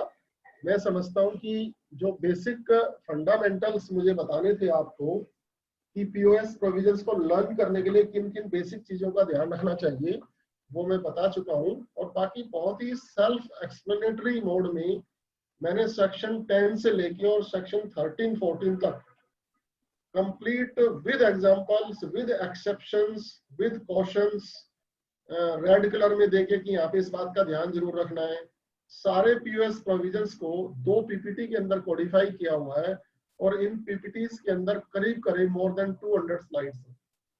तो ये राजेश जी को ऑलरेडी मैंने भेज दी हैं, तो मैं समझता हूँ कि already 1.5 hour has gone. Now I should stop my deliberations and better I get the live questions from the audience. Sir को थैंक यू सर। कुछ क्वेश्चन तो चैट बॉक्स में है और कुछ रेज हैंड किए हैं, तो मैं उनको एक एक करके अनम्यूट कर दूं सर, वो डायरेक्ट पूछ लेंगे। हाँ जी अनम्यूट कर दो, दैट इज बेटर। अनम्यूट कर लेंगे ना। सबसे पहले सैली मल्होत्रा जी हैं सर, उनसे ये मैं जो है ना वो हटा देता हूँ, क्या कहते हैं, ये शेयरिंग है ना, कोई बात नहीं, चलने दो। Sally Malhotra ji, ask your question please sir. ये शैली मल्होत्रा जी, संजय मल्होत्रा जी हैं। अच्छा संजय मल्होत्रा जी, ये अपनी वाइफ का वो जूम यूज कर रहे हैं इसलिए शैली मल्होत्रा आ रहा है। Sanjay ji ask your question please sir. हाँ चौहान सर, आपने जो B2C बिलिंग पे अपना व्यू दिया कि आपको सेक्शन 2223 और 296 देखना चाहिए, उसमें सर क्या करें जहाँ पे दो स्टेट गवर्नमेंट्स ये बोलती हैं कि ये टैक्स हमारा है या दूसरी गवर्नमेंट बोलती है हमारा। मैं आपको लाइव एग्जांपल देता हूँ, Gurgaon and Delhi and Mohali and Chandigarh, जहाँ पे हमारे स्टोर है और B2C सेल होती है, और वो ये बोलते हैं कि कस्टमर चंडीगढ़ से मोहाली के आपके स्टोर में जाके ले रहा है, या दिल्ली का कस्टमर आपका गुड़गांव के एम्बियंस मॉल से खरीदता है। गुड़गांव बोलता है ये हमारा टैक्स है, दिल्ली बोलता है ये हमारा टैक्स है. What should we do? Both the states are after us. देखो, हमें यहाँ पे लॉ की बात करनी है. अगर आप उन अधिकारियों को सेक्शन 2 सबसेक्शन 2 सबसेक्शन 3 सबसेक्शन 96 और सेक्शन 10(1)(a) तीनों पढ़ाएंगे, ये सभी चीजें उनको पढ़ाएंगे, तो उनकी क्लैरिटी हो जाएगी कि जिस वक्त टैक्स इनवॉइस इशू किया जाता है टैक्सेबल गुड्स के लिए, अगर मेरे पास एड्रेस ऑन रिकॉर्ड है और मैं काउंटर सेल भी कर रहा हूँ, तो जो वहाँ की गवर्नमेंट है जिसमें कि मॉल सिचुएटेड है, जैसे आपके एग्जांपल में चंडीगढ़ के अंदर मॉल सिचुएटेड है और मोहाली पंजाब में पड़ता है, मोहाली से कस्टमर आके चंडीगढ़ से माल खरीद के ले जाते हैं जी. तो जो फर्ज करो कि वो वॉशिंग मशीन खरीद के ले जाते हैं, एयर कंडीशन ले जाते हैं, मोबाइल फोन खरीद के ले जाते हैं, तो वारंटी गारंटी के लिए एड्रेस ऑन रिकॉर्ड होना जरूरी है जी. उस सिचुएशन में वो IGST ट्रांजैक्शन होगा. लेकिन अगर मान लो वो गारमेंट्स खरीद के ले जा रहे हैं और इनवॉइस के ऊपर एड्रेस नहीं है, उस केस में आप C और S लगा सकते हैं, बाकी ट्रांजैक्शंस में आपको I लगाना पड़ेगा. Okay, sir. Thank you, sir. Once all the questions are over, I would like to put a very general legal question, which I would like everybody to ponder upon after this session is over. नहीं, आप अभी कह दो संजय जी. अच्छा sir, मैं पूछ लेता हूँ सर, मैंने लिख के रखा हुआ था. It's not related to this topic, but it's a general question. I've been reading section 9(1), 9(3), 9(4), all the sections. My question is whether section 9(1), 9(3) as well as 9(4) are independent of one another or vis-a-vis they are conjuncted sections. आपकी voice distort हो रही है. आपका question जो मैं समझ पा रहा हूँ, आप ये कहना चाहते हो section 9(1) and 9(4) 9(3) also. 9(3) are also. independent. Yeah. Hello. Hello. Hello. Voice break हो गई. राजेश जी, सर, आपको आपकी आवाज आवाज आ रही है? आ रही है सर, आ रही है, आपकी आवाज आ रही है. आ रही है? हाँ सर, आ रही जी है. सर, जी सर. हाँ संजय जी, आप दोबारा पूछो question. So whether section 9(1), 9(3) and 9(4) are independent or not? Okay. You see, section 9 in total is a charging section. जी. And it is comprising 5 subsections. Correct. Each section is independent. Okay. Reason being, the section is a charging section and all the 5 subsections are independently creating a charge on particular transactions. Section 9(1) is creating charge on all supplies. Then section 9(2) is talking about the goods which are yet not taxable, and their taxability would be invoked by the GST Council in the times to come, like petroleum products. Okay. Then section 9(3) talks about certain transactions to be notified by the government. Okay. So when a specific notification has emerged in section 9(3), मेरे को क्या पता. it gets out of the purview of section 9(1). Okay. So section 9(3) talks about like GTA services, advocate services.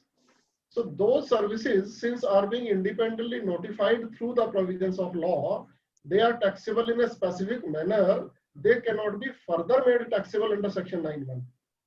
Okay.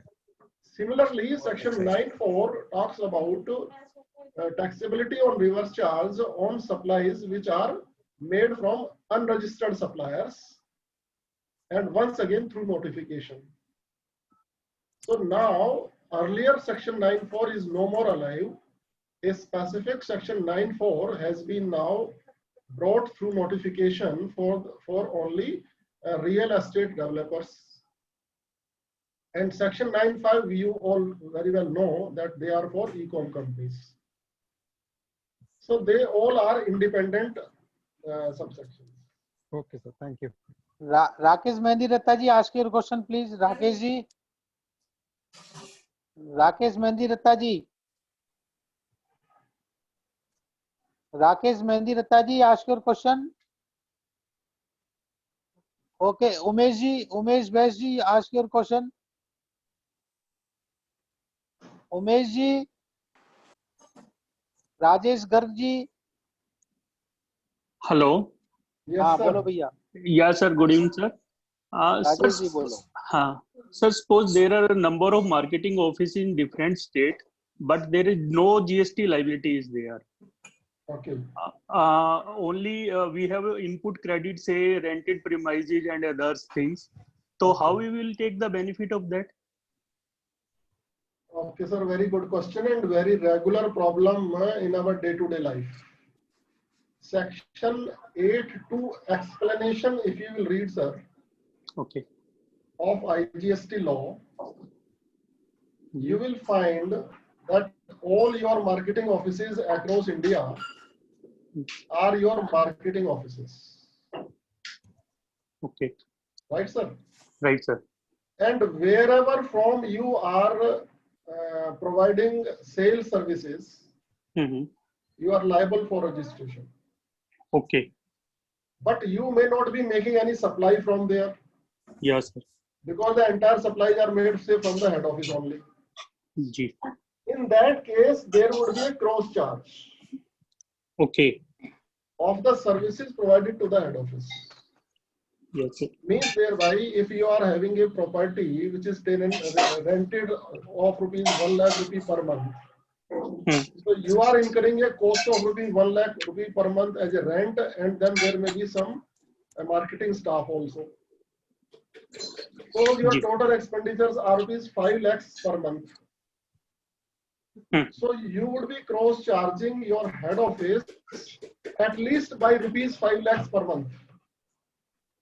And those costs which you are incurring in different states would be traveling to your head office for the purposes of claiming expenditure and for the purposes of setting off those input tax credits which you are incurring in those particular regions or states. So your input tax credit of rental property would be taken benefit by the head office through this process. Okay, sir. Hello. Umesh ji आज हाँ जी राजेश जी। हाँ जी राजेश जी, कैसे हैं? बोलो बोलो। एक ना एक प्रोफेशनल है, वो एक फॉरेन कंपनी में डायरेक्टर है। उनको 40,000 यूरो के आसपास पर एनम मिलते हैं, तो it will be treated as export of service under IGST and without payment of tax, क्योंकि वो एलयूटी। उमेश जी एक बार दोबारा बोलो, एक बार दोबारा बोलो। सर एक प्रोफेशनल है और एक वो एक प्रोफेशनल। फॉरेन, हाँ जी, एक फॉरेन कंपनी की इंडियन सब्सिडरी में डायरेक्टर है, नॉमिनेटेड डायरेक्टर। वो जो डायरेक्टर हैं वो किसी फॉरेन कंट्री में बैठे हैं, से यूएस में? नहीं, वो इंडिया में ही बैठे हैं और इंडियन सब्सिडरी में डायरेक्टर हैं। किसी फॉरेन कंपनी में? हाँ, कंपनी जर्मन की है। Agreed agreed. ठीक है, तो जर्मन कंपनी उनको 40,000 यूरो पर एनम देती है। एग्रीड। तो ये एक्सपोर्ट ऑफ सर्विसेज हुआ मेरे हिसाब से without with LUT and without payment of tax. नहीं, इसको समझने की कोशिश करो। हाँ जी sir. The type of payment which he receives whether in foreign currency or in Indian currency is irrelevant. Okay, ठीक है सर? अभी हम करेंसी की कोई बात नहीं करेंगे। ठीक है। That person is a director in a foreign company, subsidiary company in India. हाँ जी। Now एक वर्ड होता है LIS, LIS. LIS can be considered as a substitute to possible litigation. यानी कि मैंने अपनी सर्विसेज प्रोवाइड करी राजेश जी को, अभी जो प्रोवाइड कर रहा हूँ, there is no LIS between us. मैं इनसे कुछ क्लेम कर ही नहीं सकता। There is no contract as such.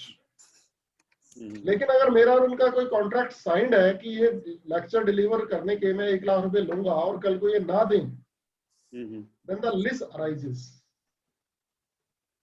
So what is the LIS between that director and that subsidiary company, whether he is in employment, then this is not a transaction which is taxable at all. नहीं, he is not in employment. And in case he is not in employment, then this is a service being rendered to that particular company on which the company will pay taxes on reverse charge. Okay. So it in any given situation is not an export of service. Okay. Tarun ji, ask your question. Tarun ji. Because the place of supply is within India only in this case. Oh. Tarun ji, ask your question. Okay, Mohit ji, ask your question. Mohit ji, hello बोलो भैया. Sir एक time of supply से related query थी कि section 12, 13, 14 में sir invoice word use किया गया हर जगह, तो एग्जेम्प्टेड सर्विसेज के केस में भी जो है वो प्रोविजंस एप्लीकेबल होंगे?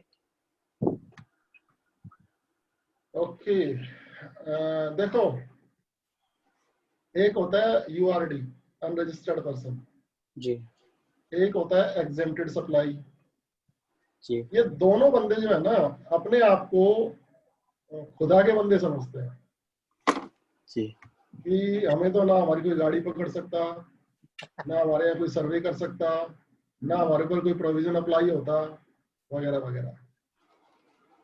पहले कभी ATHSC एक बार सेक्शन हुआ करता था जिसमें 100% डिडक्शन हुआ करती थी। एक्सपोर्टिंग तो सारे एक्सपोर्टर्स जो है अपने आप को गवर्नमेंट का दामाद समझते थे कि हम तो गवर्नमेंट को टैक्स दिला रहे हैं, हमें तो कोई छेड़ नहीं सकता, 100% एग्जेम्प्ट है। बाद में गवर्नमेंट ने विड्रॉ कर लिया ना सारा provision. So whether you are URD or whether you are dealing in exempted supplies, as far as possible you should fulfill the requirements of law। ये मैं बात इसलिए कह रहा हूँ कि फर्ज करो कि आप सपोज करो कि किसी टेक्सटाइल में डील करते हो विच इज एग्जेम्प्ट, खादी में डील करते हो विच इज एग्जेम्प्ट, और आपने बिना इनवॉइस के माल बेच दिया, जबकि लॉ ये कहता है section 12 that invoice should accompany the goods. अब वो गुड्स टैक्सेबल है या एग्जेम्प्टेड है ये तो इंस्पेक्टर बताएगा ना। आपको तो अपना काम करना है कि आपने लॉ के प्रोविजंस को फुलफिल करना है, आपको इनवॉइस साथ भेजना है, ठीक है। और वहां ये लिखा हुआ है कि उसके अंदर आप लिखो रेट ऑफ टैक्स, वहां लिख दो निल, टोटल निल। तो let the department settle whether this goods are actually exempted. तो मैं कभी भी ऐसी एडवाइस नहीं देता हूं कि अगर आप मान लो एग्जेम्प्टेड गुड्स में डील करते हो, आप जैसा मर्जी इनवॉइस बना के भेज दो, रूल 46 को फॉलो ना करो, या आप अनरजिस्टर्ड डीलर हो और आपने मान लो दिल्ली से नोएडा माल भेज दिया और आप URD क्लेम कर रहे हो अपने आप को, जबकि एक सिंगल ट्रांजैक्शन पे आपको रजिस्ट्रेशन लेना जरूरी है। So you fulfill, in spite of the fact you are dealing in exempted supplies and you are unregistered dealer, all the provisions of law, but do not pay taxes. You can only enjoy one thing, do not pay any taxes.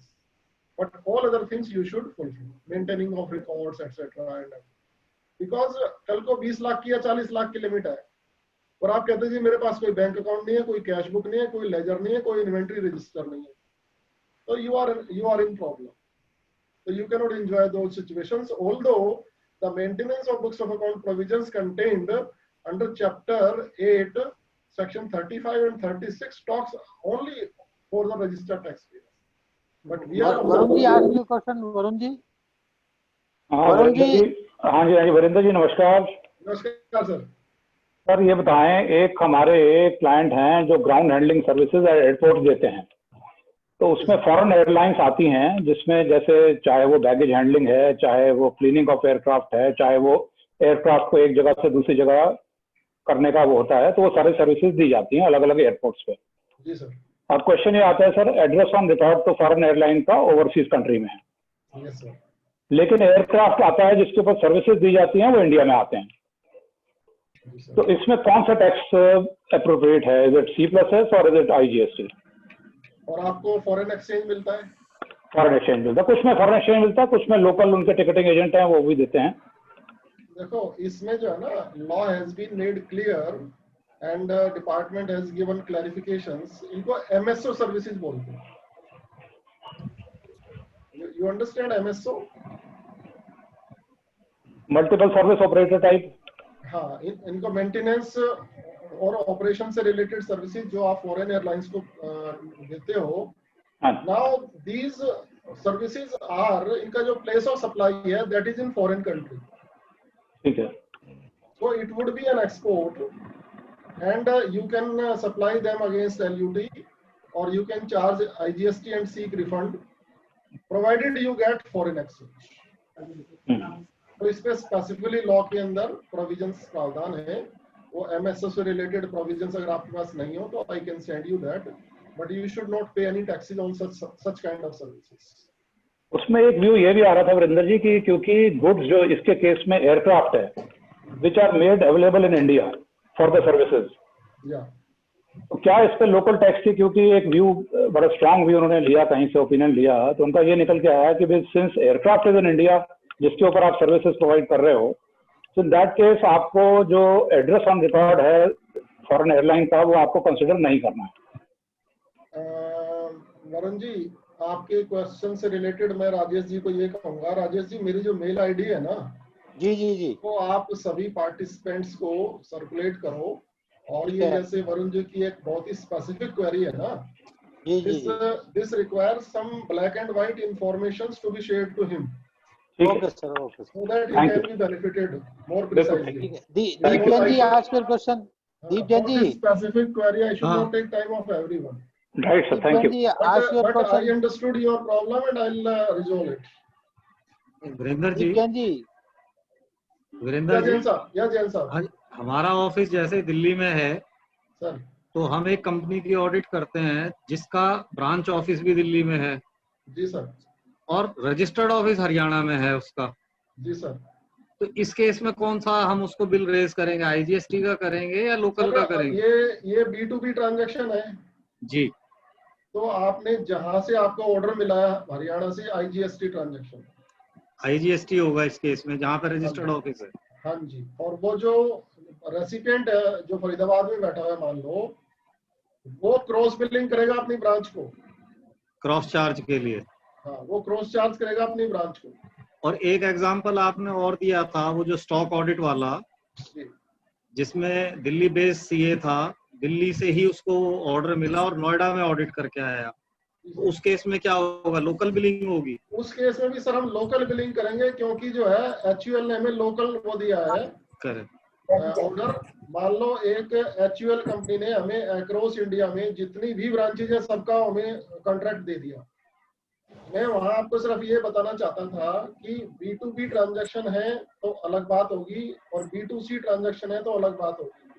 अगर HUL मान लो B2C transaction है और उसने मेरे से services ली है नोएडा में, तो POS नोएडा हो जाएगा उस केस में, और मैं वहां GST चार्ज करूंगा। ये जो एक आर्किटेक्ट है, एक और क्वेरी है दूसरे केस में, कोई होटल बन रहा है जैसे हरिद्वार में, और आर्किटेक्ट है दिल्ली बेस्ड जी, तो वो वहां जाके अपनी कुछ सर्विसेज दे रहा है, interior designing and this and that वगैरह की, इस केस में कौन सा टैक्स लगे? IGST transaction. कोई मोबाइल रिपेयर वाला हो तो देख लेना। ठीक है sir, thank you. Sanjay ji, ask your question. Sanjay ji, हाँ सर, ये this is about forfeiture of advances against exempted supplies. Let's say we talk about one agricultural land in Haryana, और दोनों जो पार्टी हैं, जो कॉन्ट्रैक्टर पार्टीज हैं, वो दिल्ली बेस्ड हैं, और value of the contract is 5 crore, और वो 50 लाख से एडवांस दे देते हैं, और वो forfeiture होता है, तो उस केस में GST लायबिलिटी आती है। आपने किस अकाउंट में 50 लाख रुपए लिए, मतलब ट्रांजैक्शन क्या है? As advance for supply of for the agreement to sell exempted goods. हाँ जी, एग्रीकल्चर लैंड। ओके, देखो एग्रीकल्चर लैंड, हाँ जी, अच्छा, तो it's a land transaction where you forfeited certain amount. Yes. अच्छा, बहुत स्पेसिफिक क्वेरी है, और ये हमने अभी लेटेस्ट हमारी एक ब्लूम्सबरी के साथ एक रियल एस्टेट की हमने एक बुक रिलीज की है, उसमें प्रॉपर्टीज से रिलेटेड जितने भी ट्रांजैक्शन है, देखो एग्रीकल्चर लैंड पर से is outside the purview of GST। Very right, paragraph 5, right. But anything which is arising out of the land, like you gave your land on rent, Right. or you forfeited an amount, these are very contentious issues.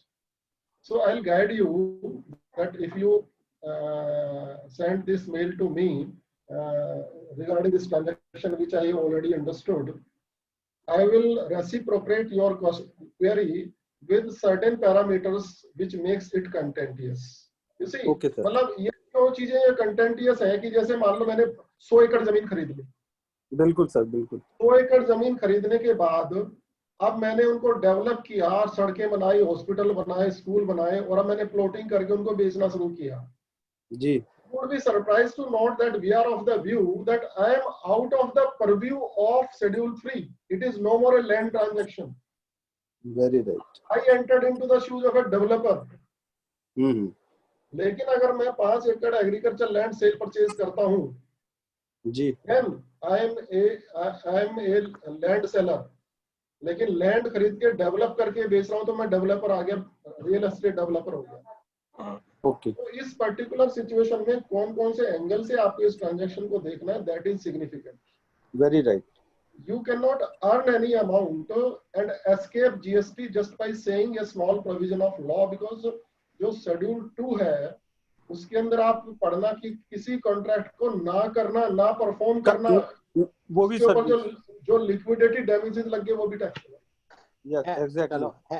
Hemant Pawa ji, ask your question. Pawa ji. Next question. हाँ जी वीरेंद्र जी, हेमंत पावा जी। हाँ जी वीरेंद्र जी नमस्कार। हाँ जी sir, my pleasure.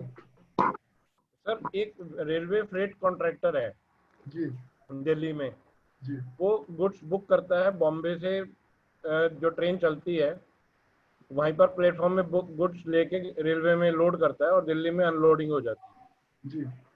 तो इसमें railway जो टैक्स लगाएगा वो क्या लगाएगा? आईजीएसटी का कि नहीं, ये जो है, ये ट्रांजैक्शन जो है हमें B2B ट्रांसपोर्ट से हटके अंडरस्टैंड करना है। हाँ जी। He is not a transporter. Yes sir. He is booking transportation for some other consumers, and the list that is agreement between railway and this particular person is only as a commission agent. Yes. So the location of the supplier, which is railway, that you have to see कि which particular office of railway is taking booking, whether Mumbai office or Delhi office. चाहे भले ही वो supply कहीं से भी करे, तो जो रेलवे एक पर्टिकुलर पोजीशन दिल्ली में लेके एक बुकिंग कर रहा है, नहीं जो वो आप कर रहा है सर, हाँ जी, बॉम्बे में बुक कर रहा है, बॉम्बे ऑफिस में यही बुक करते हैं, यही देते हैं ना डिलीवरी। तो सप्लायर मुंबई में बैठा हुआ है रेलवे, हाँ जी, और रेसिपिएंट दिल्ली में बैठा हुआ है, तो आईजीएसटी ट्रांजैक्शन है। पर वो कई रेलवे वाले जो हैं बॉम्बे वाले, वो अपना कई बार आईजीएसटी लगाते हैं, कई बार सीजीएसटी लगा देते हैं।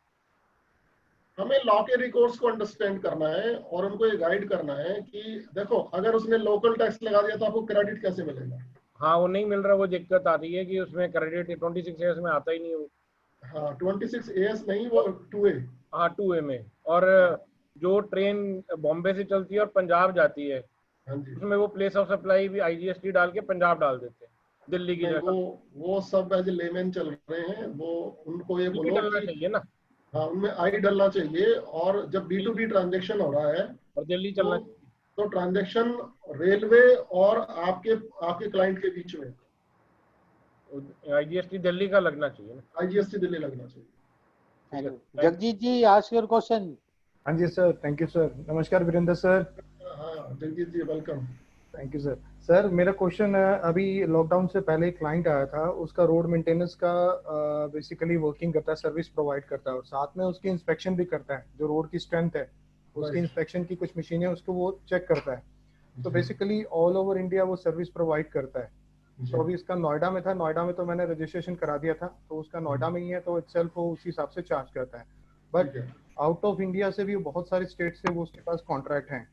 तो इन दैट केस क्या उस क्लाइंट को हर स्टेट वाइज जाना पड़ेगा रजिस्ट्रेशन में, और इधर ही कैन चार्ज आईजीएसटी? देखो लीगली आईजीएसटी चार्ज करके कोई भी सर्विस प्रोवाइडर कोई भी किसी भी प्रकार का काम कर सकता है।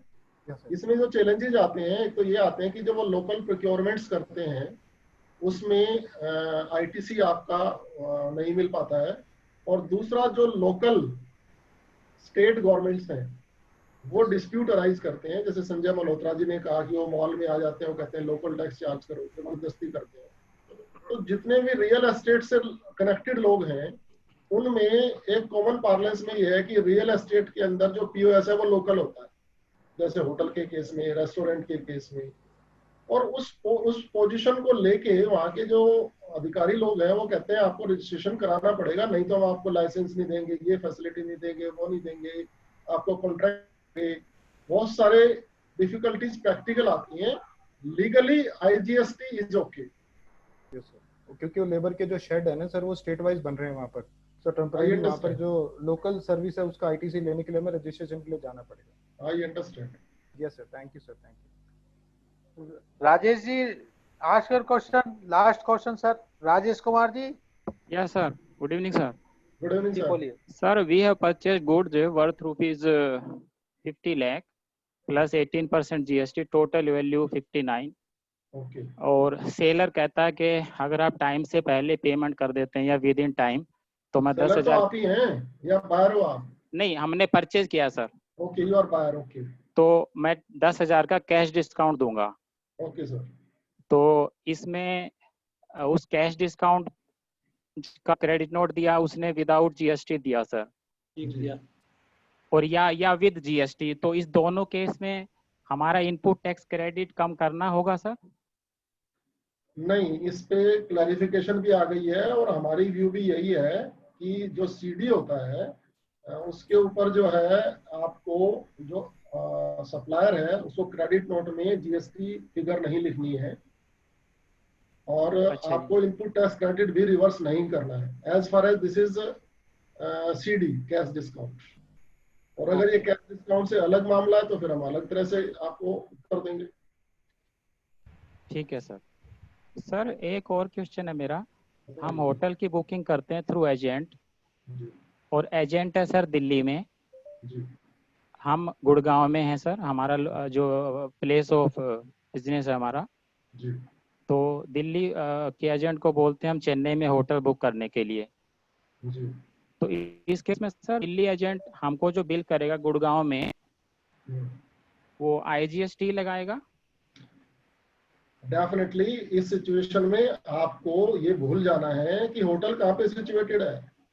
Forget about the hotel, the Delhi person is only providing you agency और कमीशन बिजनेस जी। वो आपको सिर्फ एक रेफरल दे रहा है कि एक बंदे को वहाँ होटल चाहिए, ये चाहिए, वो चाहिए, तो उसकी services limited to commission agent है। वो अपना कमीशन का invoice as a location of supplier Delhi से गुड़गांव पे रेज करेगा और आईजीएसटी चार्ज करेगा। Thank you sir, thank you very much, and over to Rajiv Kohli ji for vote of thanks sir. Virendra ji, thank you very much for such a nice deliberation.